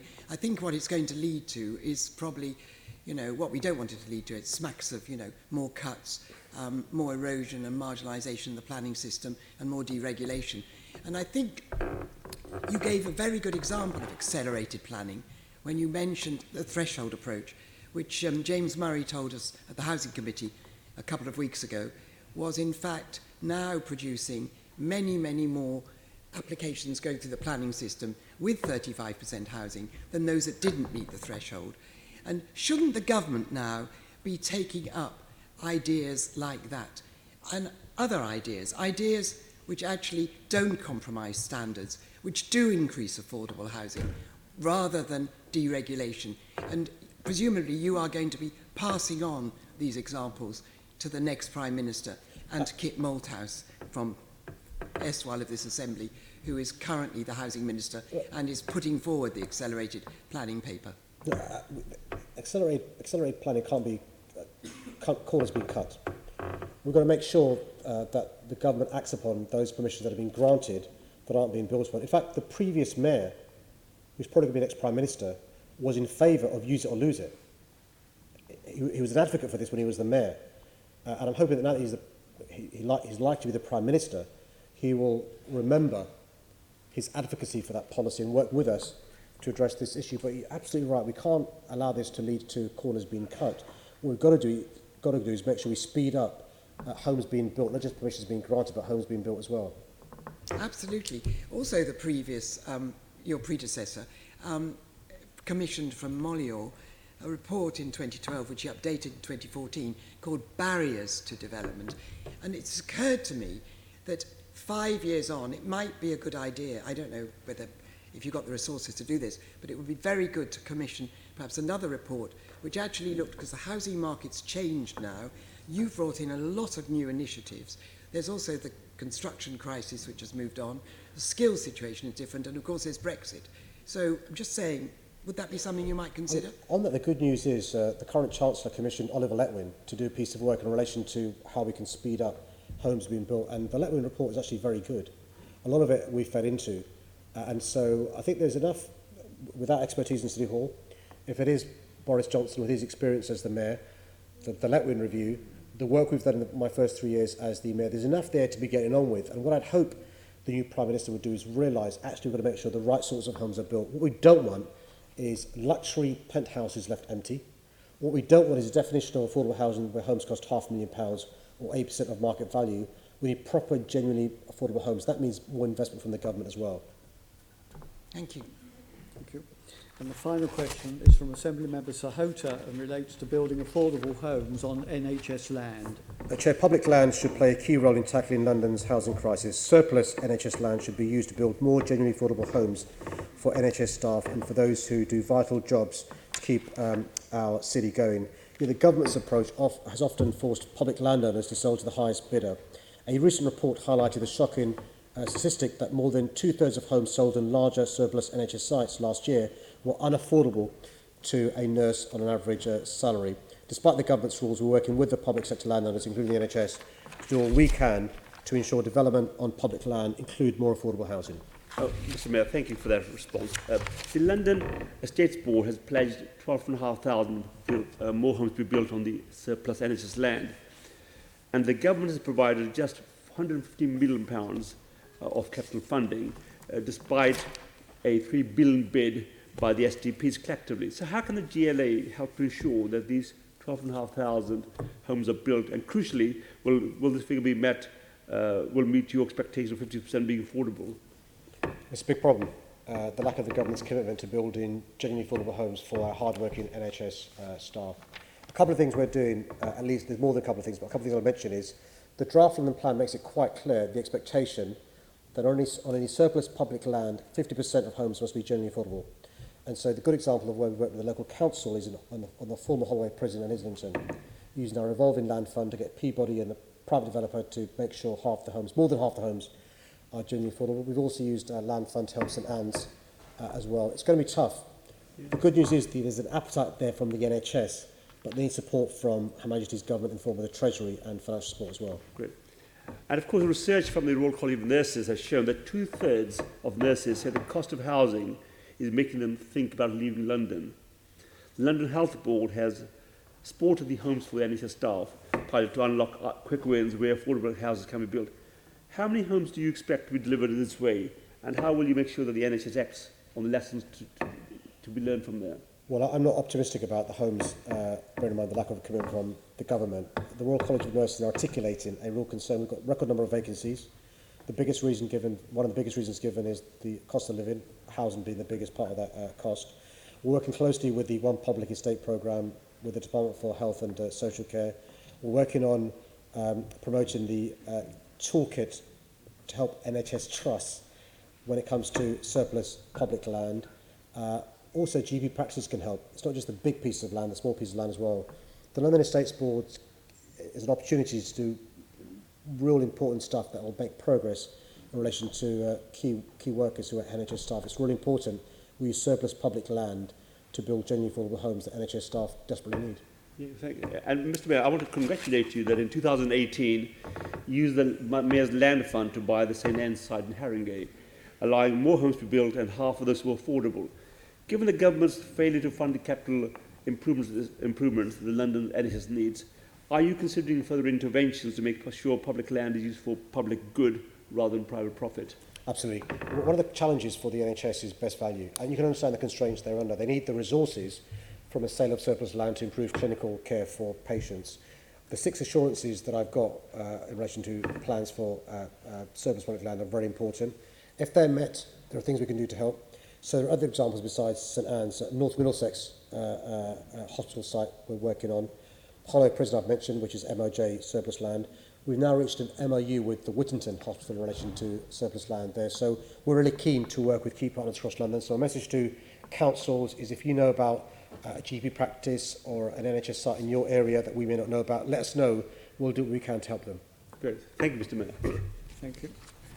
Well, thank you, Mr. Mayor, for your answers this morning. I'm afraid that the chairman didn't leave your assessment with me.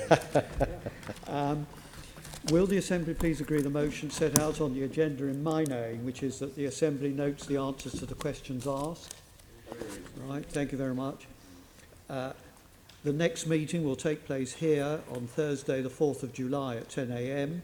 The meeting will be used principally to put questions to the Chair and Chief Executive of the Old Oakham Park Royal Development Corporation. There are no items of urgent business, but can I remind you that the Electoral Commission is speaking to us this lunchtime in room 4.6W. I'm sure that that's something that we are massively interested in at this point. Thank you. GLA Chamber